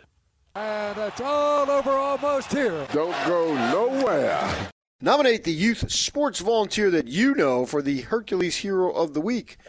Submit your nomination at kslsports.com/contest and then listen every Thursday afternoon to JJ and Alex for the winner. Help us celebrate the efforts of those volunteers making an impact with the Hercules Hero of the Week, and it's sponsored by Hercules Credit Union.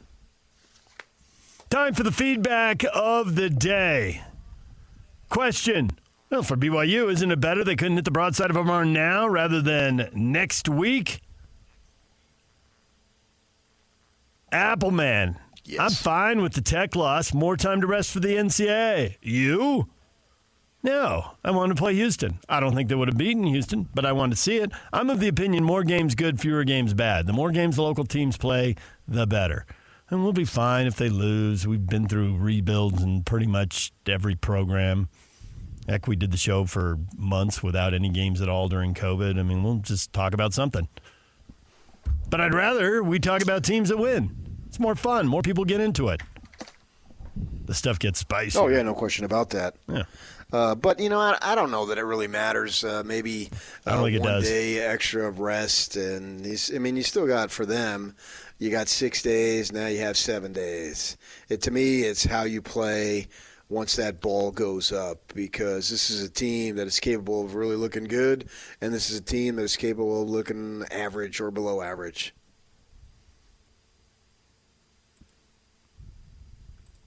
Byronic Bookworm says they couldn't hit the broadside of a barn now, better now than next week, and he says, those two are not mutually exclusive. No, they're not. They could have a bad shooting day against Texas Tech and turn around the NCAA tournament and have another bad shooting day. They could, but then it was compounded by the fact that the other team was lighting it up. Yep. So you had the worst of both going against you. And you could have a bad shooting day next week, but that doesn't mean that the opponent is lights out either. So from that perspective, you could still have a way to win the game. That's what matters most. I mean, really, who cares if you have a bad shooting game, but your defense is pretty good and so forth, and you manage to win the game, all the better. Fact. In the first game, we'll have to see who they draw, but they may draw somebody who's just overmatched. Somebody doesn't have anybody who can slow Traore down, and so maybe they can win one game just because they're the better team, and then when they get to the second game and it's toss-up territory, that's when they have their good shooting day, and that's their path to the Sweet 16.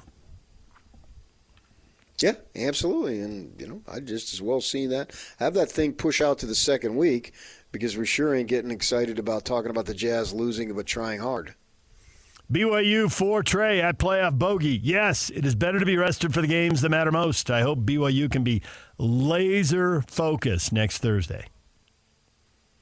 If I'm Pope, I insist right now, as we approach 10 o'clock, that the Cougars are still sleeping. That's how much rest I want them to get. Gecko says... And then they get breakfast in bed. Gecko says, I guess this is better, but the inconsistencies are going to cause an early exit, unfortunately, from the tournament. Well, what's your definition of early exit? Is it the second game? Is the first game? Obviously, there's no question that's early. Do you consider the second game early? That's debatable. They've been ranked, if that matters, and so maybe they should have an opportunity. But just because you're ranked doesn't mean you get to the Sweet 16, because if my numbers are correct, only 16 teams get there. Your math's very good, PK. Excellent work by you. Let's end on a high note. DJ and PK, we're making way for Jake and Ben next. Safe travels, PK. We'll see you back here Monday. Okay, very good. Jake and Ben are on the way.